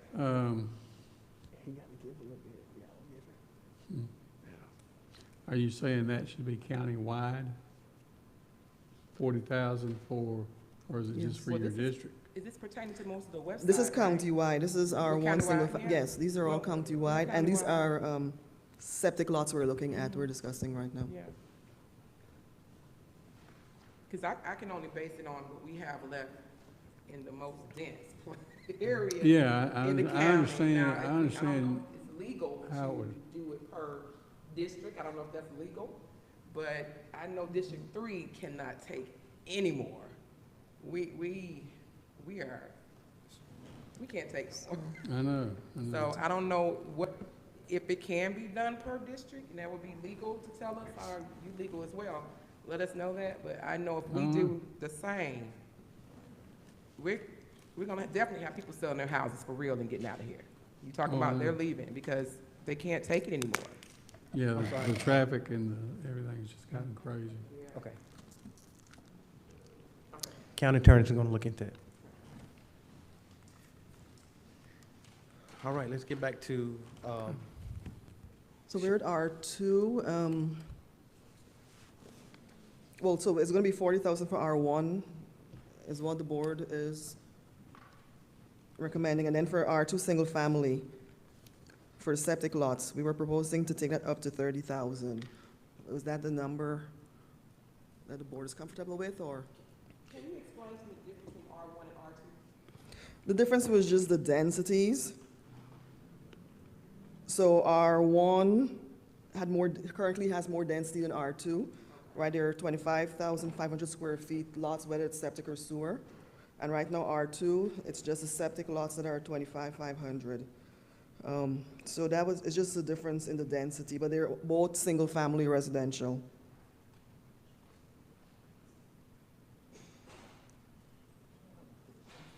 And then R3 was even denser. So we've just eliminated R3 and just kind of blended it in with the R1 and R2 since it was like similar density. So when we look at these, we look at R1, 2, and 3, and we're talking about now incorporating R2 into, or R3 into R2. So is it really necessary to have R1 and R2? Or should they all be in one categorization? If they're pretty basically similar, it's just saying that R1 is higher density than R2, do we really even need all three of these categories? Can they just all be R1? Yes, they can. I'm just looking at the other, actually, I'm looking at this chart here. You all have that Yeah. in your thing. I think this is what our development standard chart looks like currently. So if you see there, R3, it's the same 25,500 square feet for septic lots, but they have 22,000, for water and sewer. So R3 is even, slightly denser, slightly more density. So, yeah, the other two are similar. We could consolidate them. I into asked that one. question because I think sometimes it can make it confusing for us. So I know it's probably confusing for residents, builders. So if we just had that one single-family residential, and whatever we make, say for R1, that's it. Just to kind of keep it less confusing. Okay. Just to. Yeah, some of the differences are just like the setbacks, so we Oh, can do okay. that, yeah. Okay. So I would like to see if we can possibly just consolidate all of those into one would be excellent, if possible. Yep. Attorney Molly? So I just want to make sure I'm clear on the intent. I think y'all's direction for Shayna was for 40,000 square foot lots on R1. Right. So I think she was proposing 30 for R2. You're saying you would have 40,000 minimum lots for everything. Is that what you're asking for? If we were to consolidate all in one, it would have to be, or we would take it down to 30, where 30 would be the minimum for, or increase to 30 for everything. So I guess this board, we can make a decision. Do we want to do 30 for septic lots and sewer lots, or do we want to do 40 for septic lots and sewer lots? Because if we put it all into one, it's going to have to be the same across the board. So I'm open to feedback. Okay. Commissioner Henderson? And I guess this is to the attorney, how many suits would we have from the developers if we just start putting everything together? Because people are gonna start saying, well, hey, look here. Say, what are they doing? They just put one thing and just one size fit all. And I think it need to be some kind of difference in it, and it need to be probably in its own separate column. And but it's not going to be a whole lot of. It's going to be some people. I take that back. It's going to be some people who disagree. And there's going to be some that might believe that they have some sort of a suit, or you denying them from something. So I guess, what is your opinion? You are the attorney and know more about this than I do. I think that's a very valid point. So I think I understand the intent behind it, but there are different standards between the different districts.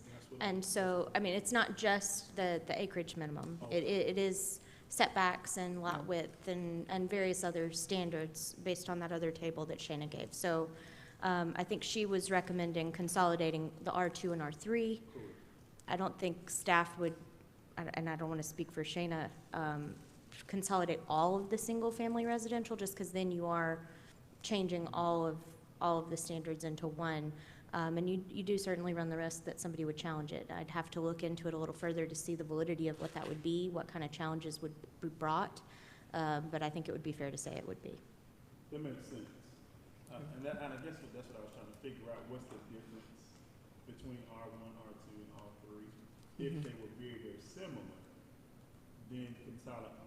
then consolidate it. But if there are certain standards that are different between R1 and R2, and we really want to kind of keep those standards for R1 and then those specific set of standards for R2 and not consolidate them, then I can see that. That makes sense to me. I just didn't know what. Yeah, the differences would be like the setbacks, so the side setbacks. Okay. So, for R3, for example, it's 7.5 feet, whereas it's 10 feet in R2. 25 feet for the rear, well, that's for both of them. And minimum road frontage, for example, 60 feet in R3 and 75 in R2 and R1. So those would be some of the differences. So that's why R3 and R2 are similar. So we kind of consolidated those two. Thank you Just for the left the clarity. R1. Commissioner Edwards. Can I start it? Yeah, I can. Commissioner Cowell. Okay. Well, we need, we trying to get some direction on which way we want to go here.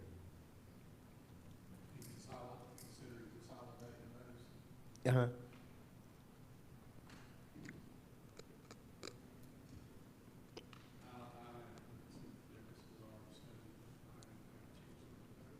Okay. Thank Just you, for sir. reference, commissioners, that would be this chart in your handout. Not yet. The development standards chart in your handout. Yes, sir. So if you don't want to,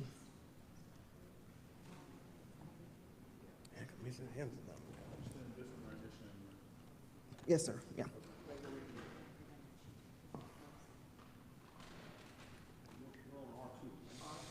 We are.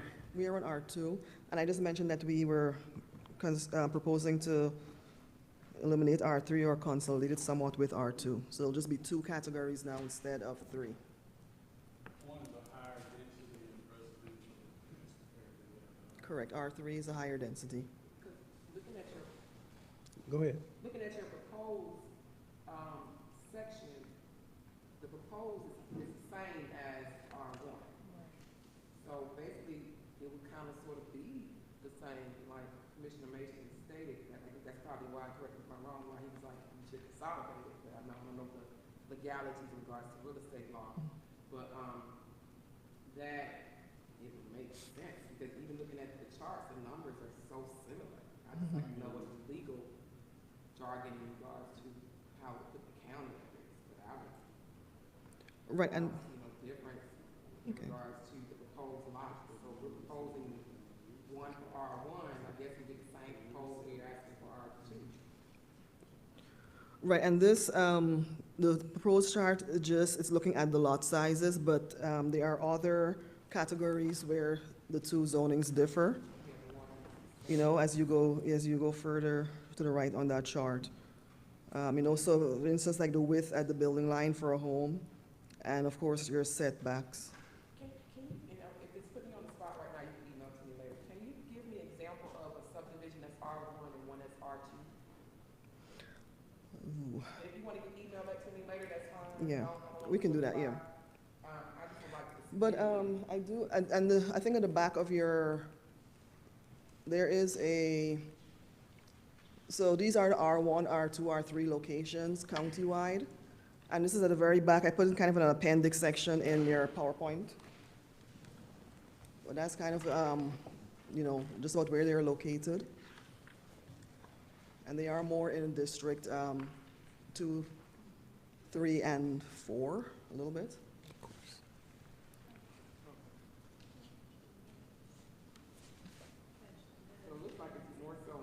Ashley Meadows, R3.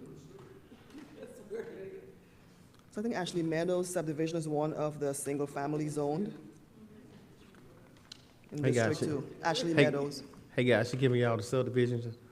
What is it now? Ashley Meadows is one of the ones zoned, one of these are zonings.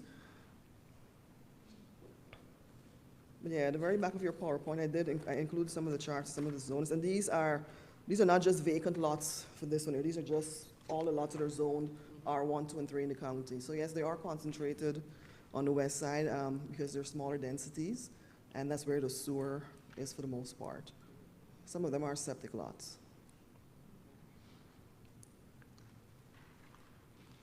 But again, I think this is something that, I just don't want the board to hurry up and make a rush decision. I think this is something that you can work out in your comp plan. Yeah. Yep, and definitely if you see where this particular zoning do not work,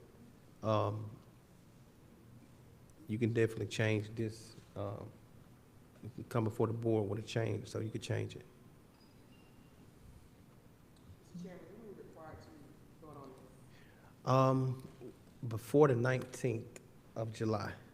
Yes, it will go to the Planning Commission this month, and then it'll come before the Board of Commissioners for the July 19th meeting for adoption. And there will be a public hearing at that time, so. During the planning commission meeting? During the Planning Commission meeting as well as the Board of Commissioners meeting, there is a public hearing section. Yep, so that the board do know, guys, this is something that you don't have to rush into. I think we're doing this now to get us out of this moratorium. This is not something that's gonna be set in stone. Please remember that. This is not something that's gonna be set in stone. It can be changed. Yep. Commissioner Edwards, I'm sorry. Thank you, Mr. Chairman. So you want to start with me on the polling on this?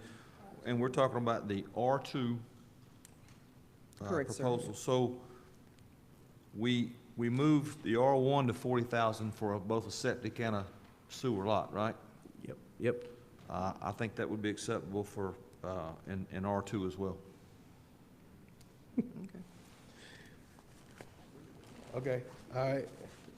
Wow. Commissioner Mason? Thank you, Mr. Chair. I'm fine with that too, R2. Okay. Commissioner Sanders? Now, do we need to talk about, now, in R2, because we have the septic lots and the sewer lots, so are we saying that we want both septic and sewer in R2 to be 40,000 square feet? So maybe 40 and 35, since it's 500. Is that what y'all did in here? Or 40, yeah, I'm sorry? 40 and, yeah. Or 3,500, For the sewer? yeah. Mm-hmm, for sewer lots. We going out and-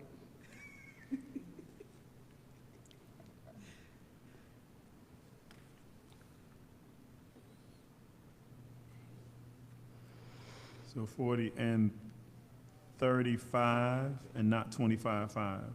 So 40,000 for septic lots and 35,000 square feet for sewer lots. Okay. You okay with that? Okay. Commissioner Sanders? I agree, and I'm basing it on where I currently live, so I agree with that. No problem. Commissioner Henderson? Thank you, Ms. C. And this is for legal, could we defend that if we were challenged in court? He's asking, he asked the court. No. He asked, could the county defend that if there's a legal suit brought? I'm gonna have to think about it. We're always gonna have legal defenses. It's a matter of how successful we're gonna be, and I know that's basically a non-answer. But yeah, you can always get sued. But I'm gonna have to think about it a little bit more. So I'll talk to our zoning expert, Paul Fricke, and get back to you on that. But I'm not prepared to give you an answer on that right now. Ma'am, but I'm gonna give you my unofficial legal opinion, we have 1-0 for how many other cases that we've had. So I think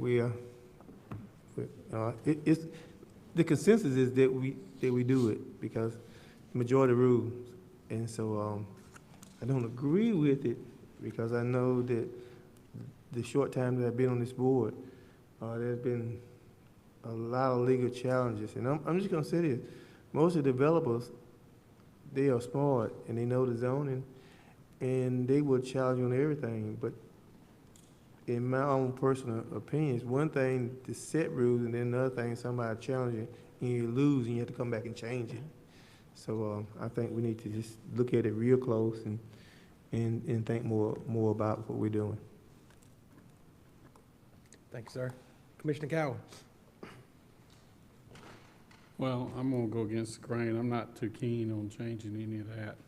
I understand where you're coming from, but I just don't, I think that's a pretty big lot for sewer.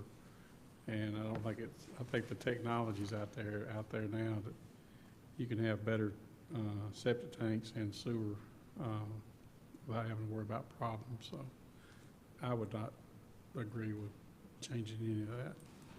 I'm sorry, say it again. I didn't hear the end of it. I said I wouldn't change anything. You wouldn't? No. Okay, all right. He wouldn't. So Sorry? so yeah, we got 3 people that would like to. Do that 40,000 and 35,000? Okay. Mhm. All right. Our next category is RMF, which is multifamily residential.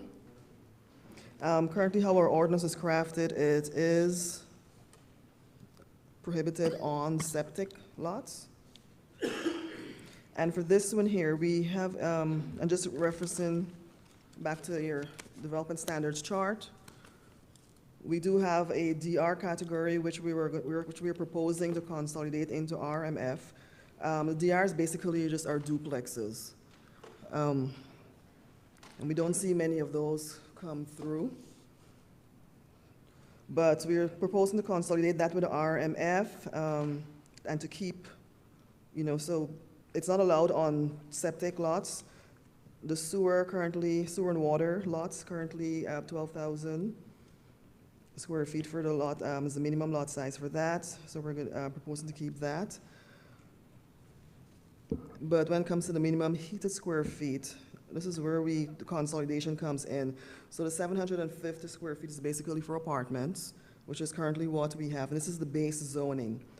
And under that, so in some of these zonings, you do have like single-family homes that are close together, like you're a subdivision commissioner. So those we're proposing to keep them at 1,200, and then 200 for duplexes. So it's just basically consolidating the two.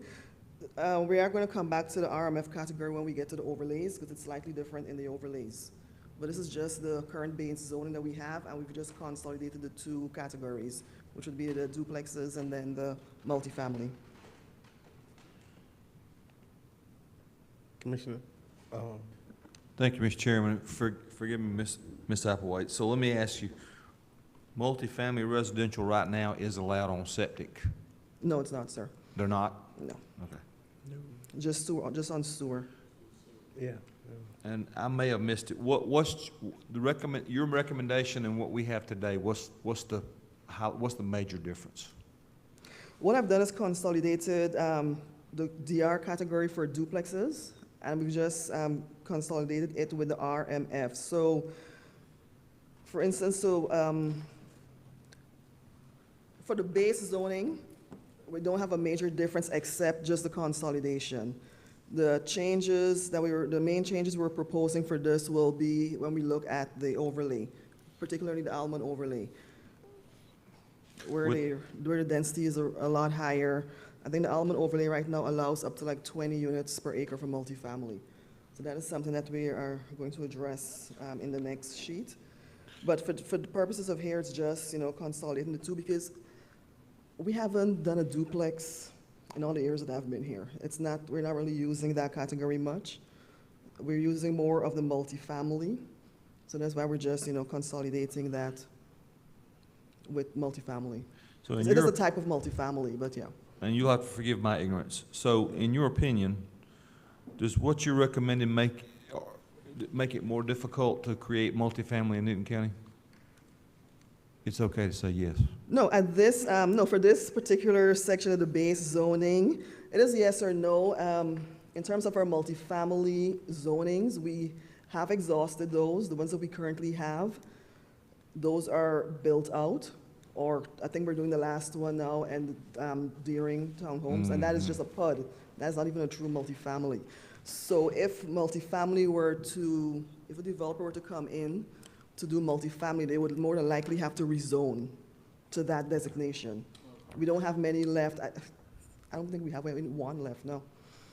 The Good. last one we're doing is at the corner of, on Ram Drive, where the school is. I think that's one of the last true multifamily zonings that we're currently developing that has that zoning from, several years ago. All right. No, that's multifamily. Which is MSR? RMF, sir. Okay.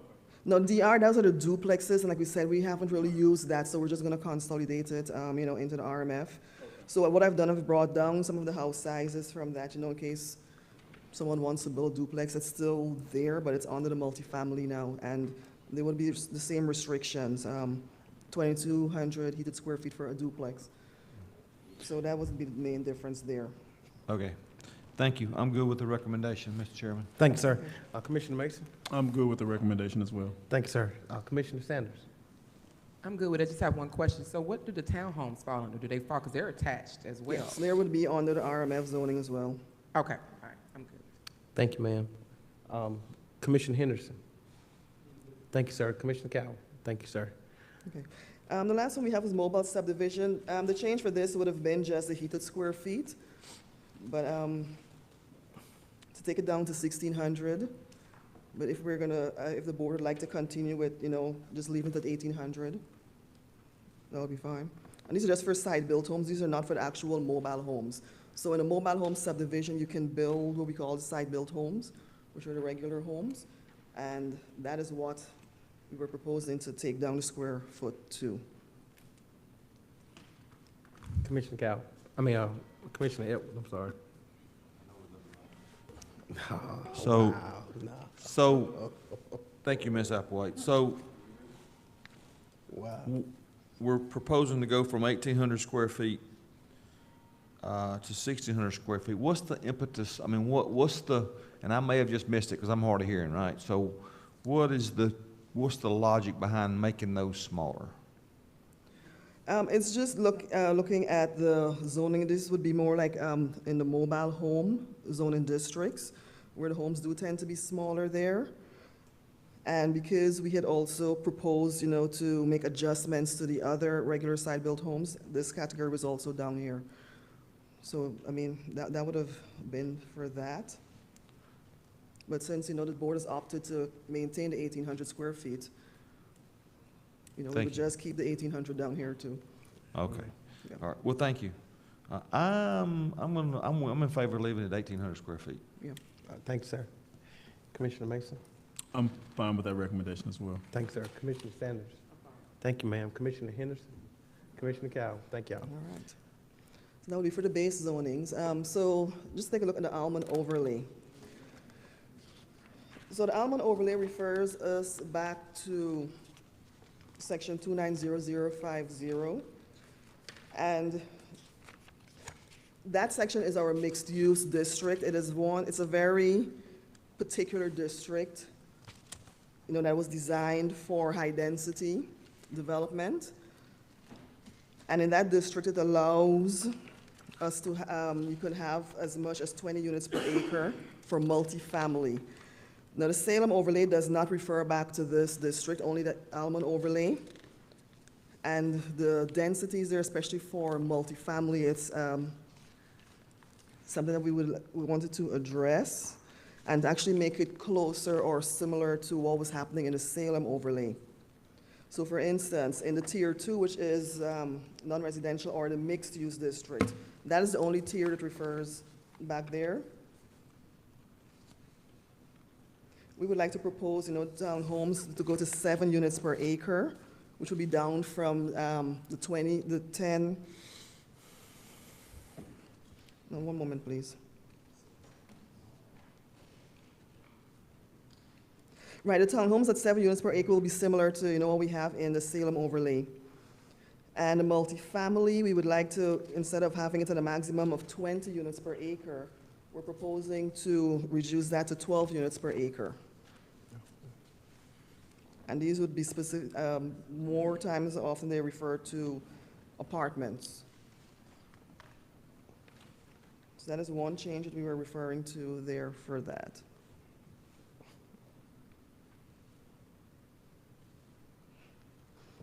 And Commissioner any Edwards. thoughts? And I do have, it's actually in their handout, it is, we have some bullet points there for guidance.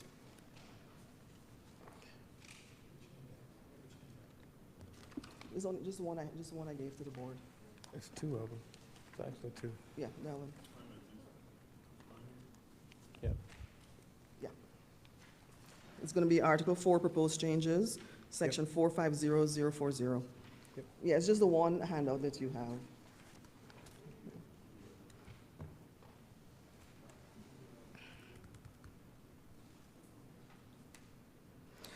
And that brings us back, so for this overlay, we are looking at, oh, it's the other way. So this is a table, I was referencing before. So where you have an Almond overlay, we're looking at Tier 2. So when it comes to multifamily, you can do as much as 10, 15, or 20 units per acre for multifamily in this overlay. So it'll be the third column from the left. And that's what we're proposing to have it more in sync with the Salem overlay in terms of the densities that are allowed. Commissioner Edwards.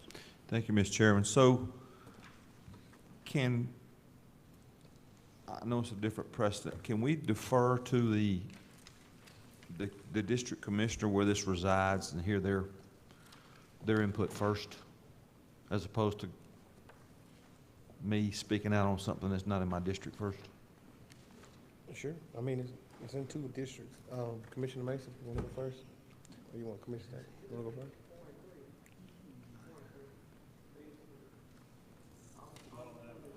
I thought it was in, okay. Let's do it. Okay, with 3, Commissioner Sanders. I'm not opposed to 3 houses on 1 acre. Looking at this, because that's a lot of, and I'm only comparing it to what's happening now. That's the only thing I'm comparing to what happening now and how District 3 is so dense. Am I looking at the right chart? Are you looking at Tier 1? Yeah. Yeah, that's currently what it is. And you're looking to take it to, No, we're proposing just to adjust Tier 2. No, Tier 1 is fine. I just put there's a whole chart there. So Tier 2 referred us back to Section 290050, which allows as many as, 20 units for multifamily to be on 1 acre. 20 units on 1. Yes, you can do 10, 15, or 20. So that was a density we were trying to address here.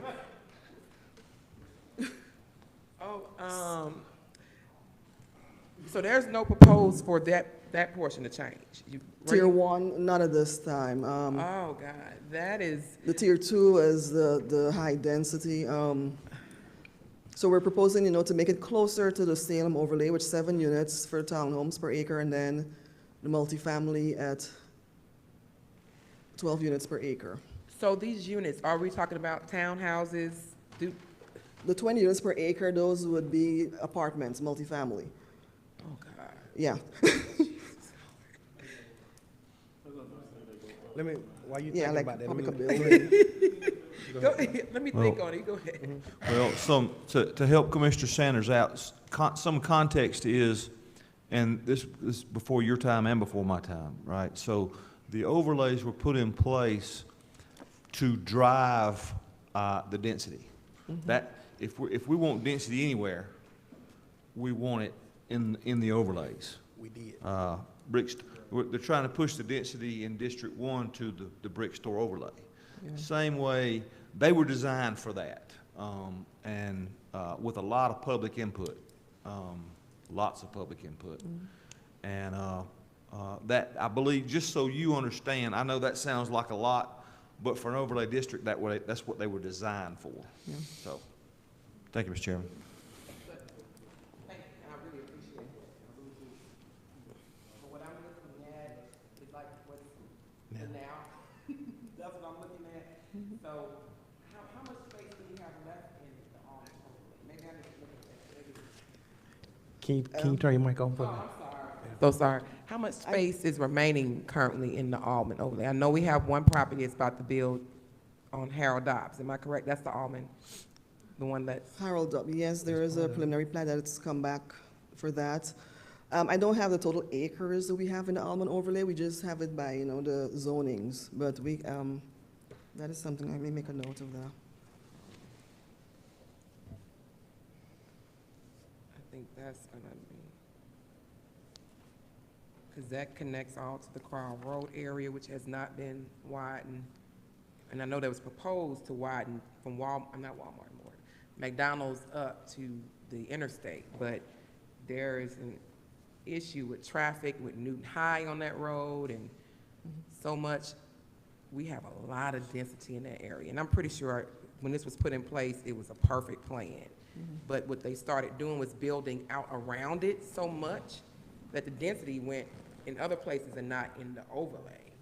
So that's where the issue comes, because even going on Harold Dobbs, there's about 4 or 5 subdivisions using that road. So I'm looking at what's now, because District 3 has no more land. So that's all I can speak on. We have no more land. So if we stick with this and there's an inch, somebody gonna build on that land. So I think this needs to be decreased, and that's why I would love to hear from legal if it can be district-based. And I know you have to look that up, but if it could be district-based, because I don't want to affect anybody else, well, just almond. I think that really needs to be decreased. Okay. Yeah. Yeah. Because we got flack from the property I just spoke of. Remember they came to the meeting? The property, the Dobbs, yeah. Dobbs Road. So we got flack from that, from Silver Ridge subdivision, all those subdivisions, like it's gonna affect. So we want to make sure that we, Yeah. Mhm. Yeah. Yeah, but. Yeah. But it won't, I'm sorry, it won't affect their project because it's already approved, so theirs already done. I'm just talking about for the future, things that are coming up in that area. Because that project's already approved. I don't know if they move forward, I don't know. I think it was. They already- have, that, They're not allowed to build that higher density or whatever we're talking about, if they want to get additional units on it. So they're not building at all? Are we- that preliminary plat is actually coming before the planning commission this month. Oh, So they have reconfigured it. They're not having that higher density that they came in here for, but they're trying to buy that additional. the green space. The density is similar, it's slightly higher actually. Yeah, that's why, And that's the by right like- density. Yeah. 100 and some houses. But they were trying to build more than 200 if we would approve the green space. So that's where I'm coming into, it's like, Yeah, they're actually, Commissioner they're actually proposing a higher number now, oh my God. currently with what they're doing. But legally, the overlays doesn't have to be the same. Is that correct? So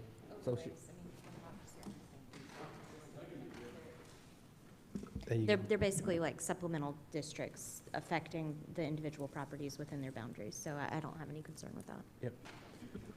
All right, let me get Commissioner Henderson. I guess if I'm hearing you right, Mr. The higher density is already an overlay, or what, what exactly are you asking? 'Cause I got lost somewhere during the conversation. Sure, so currently, in the Almond overlay, the multifamily units, they're allowed to build out either at 10, 15, or as high as 20 units per acre. Absolutely. So the proposal is to, reduce that density somewhat and do multifamily at 12 units per acre instead of that maximum of 20 units per acre.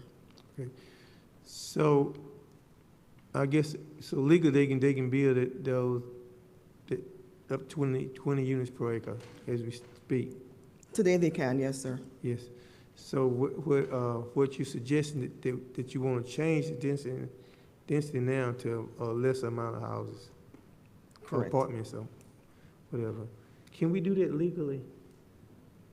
And we have already approved it? I'm asking the question. I guess any project, if we. No, I think he's asking about moving forward. Are you talking about moving forward, Commissioner? Are you talking about? Go ahead. Are you talking about moving forward, or are you talking about a project that's already been approved? Well, I was thinking that the overlay we had approved them. Yeah, so he's talking about changing the overlay. So yes. now okay. Yeah, the overlay, I mean, it's part of the code. You can amend the overlay. I was just confused if he was talking about a specific project. So, Okay. but yeah, the overlay standards can be amended just like the rest of the zoning code can. Okay, so you suggesting be less condos, apartments, whatever they might build there. Then the 22 per acre, it would be like 12. At 12 instead of, 22.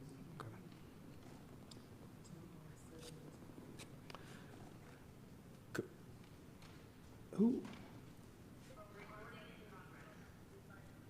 Okay, I guess. Well, I tell you the truth, I think it should be, I think it should remain the same. I just have a problem with saying that you can build a certain amount of houses on a piece of property, and then you come back maybe a year later, or 2 years later, and say, well, you can't do it. And I'm just not accustomed of someone giving you my word, of saying yes to it, and then I come out there and say, well, I kind of changed my mind. And so I'm just going to, as far as in District 4, I'm just going to remain on what I voted for back then. But it remain the same. Okay, Commissioner Cowell.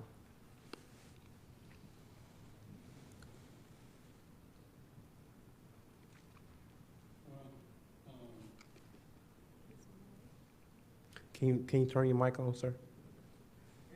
Thank you. Okay.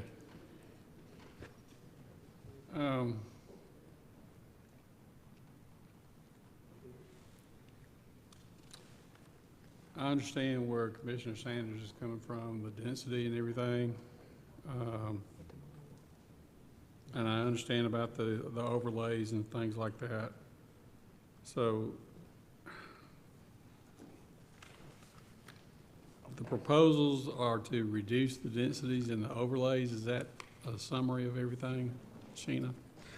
For the multifamily. For the multifamily, okay. Then I'm fine with that. So you fine with staying the same? I'm fine with what With our the changes, recommendations. recommendations, okay, Yes. okay. Okay, so I want to make sure I got it right, Commissioner. So we got 3 that are fine with the recommendations that, that Ms. Applewhite, suggested. 4. 4. Let me see them again. So are you, 3, 4. you was okay with the suggestions Well, that she made? I want to understand what Commissioner Sanders is okay with. Is she okay with the proposal as is, but what about the Tier 1? Are we leaving the Tier 1 alone? Right. That's For my now. question, is a tier 1, because Well, it's I not really- highlighted, so it's not changed. but we can decide if we want to. That's what he asked me a question. My concern was this 20, and I know what they are, they're apartments or whatever, but we're just, and like I said, I can only base it on the area. This is the area where I live, and the residents who come complain. They come to the meetings when this stuff like this happen. They come show up with their signs. So they are, and I get it that votes were put in place before, but some of y'all don't live in that area. So I'm just gonna keep it real. So it's just, we have to consider those residents that live in that area, because when they moved in that area, they didn't expect this type of fast growth. They didn't expect all of that. A lot of them are right now talking about selling their houses because they can get a good deal. I don't know where they're gonna go, but they can get a good deal. So that's the issue. The growth is, I mean, we have the stuff that's already been approved, but we hardly have any land left in District 3 anyway. So changing it really wouldn't affect us as much because we don't hardly have any land left.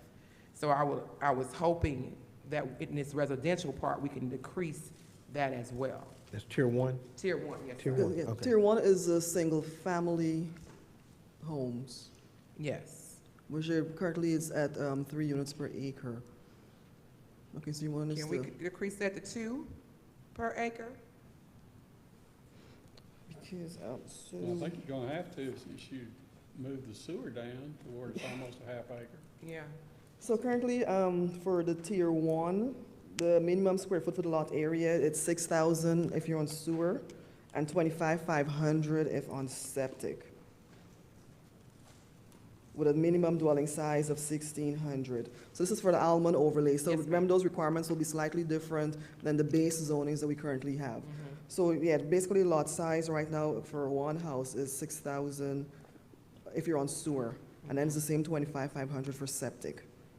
So that is the number. So is it the sewer number you would like to see adjusted, or? I would like to see the units per acre adjusted. You want that drop down to 2, 2. if I'm not Okay. mistaken, I heard you Yeah. say.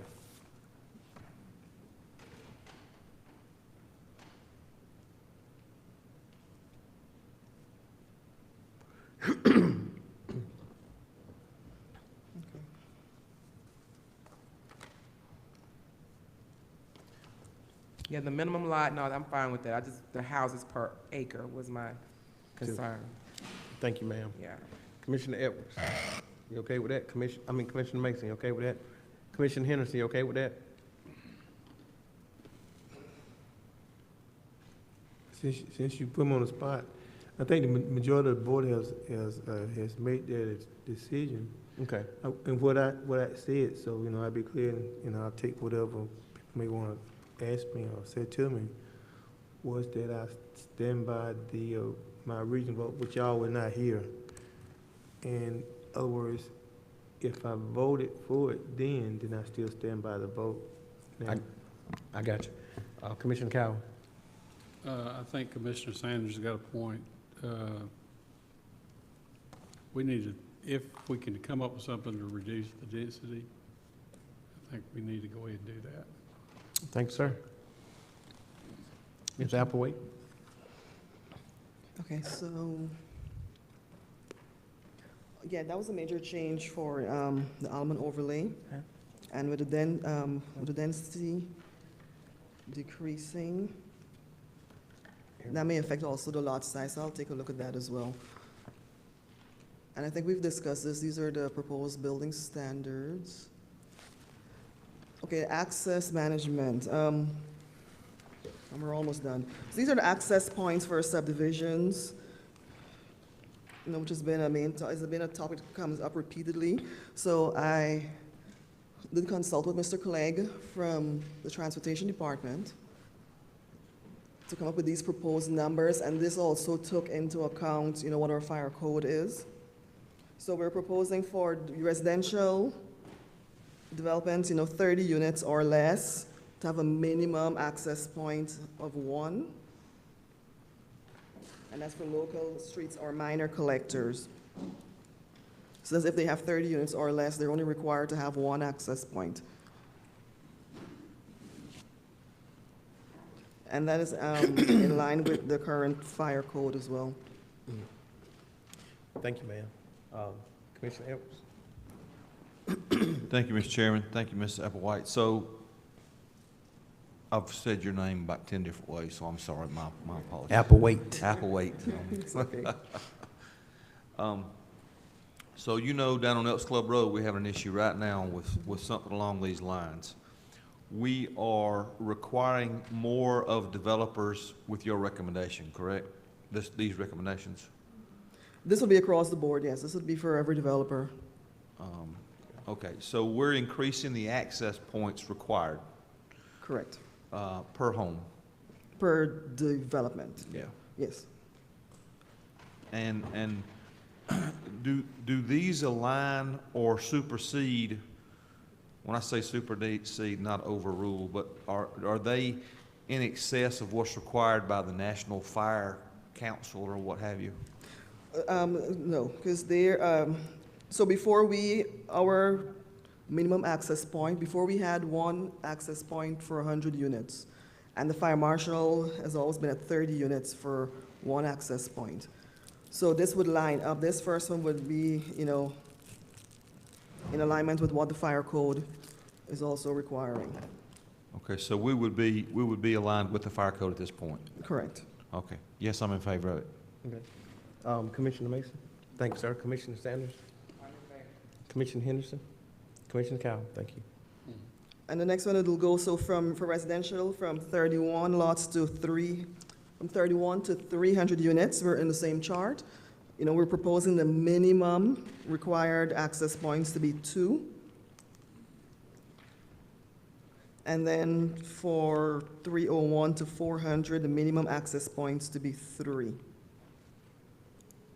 All right, I'm in favor of all. okay. And this was, reviewed by our transportation department, as I said, with these recommendations. You said they came through the transportation department, right? Yes, Mr. Okay. Clegg has reviewed these as well. Okay. Commissioner Mason? I'm fine with that. Thank you. Commissioner Sanders? I do have a question because it's to 300 units. So if you have a subdivision that may have 289 or 250, that's close to that point with one entrance. So, I think it's 2. Well, that would fall under the 2 access Yes, points, 2. I okay, think, I'm looking at the 31 to wrong one. That's 300. probably my fault. I'm looking at the wrong one. Okay. Okay, so it's gonna be 2 entrances, correct? Yeah, up to 300 units. Okay, up to 3, okay. I'm cool. Yep. Thank you. Commissioner Henderson, thank you. Commissioner Cowell, thank you. Okay. Ms. Applewhite?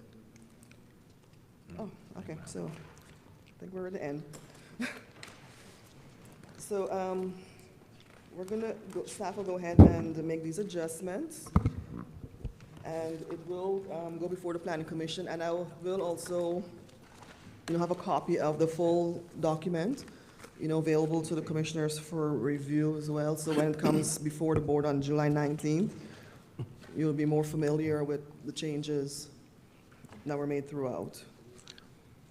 Thank you so much, but I do want to say, thank you for doing this. It's done a great job. But I do want to say, reiterate to the commissioners, when we do this comp plan, this is not set in stone. You guys can make, it can be changed. If you see something that you think may work better, when we start doing these stakeholders meetings, things like that, you can incorporate them, and we can come back before this board. Thank y'all for being here tonight. I seek a motion that we adjourn. So moved. Thank you, Chairman. Thank you. There's a motion by Commissioner Cowell and second by Commissioner Edwards, second by Commissioner Mason. All in favor? We stand adjourned. Thank y'all.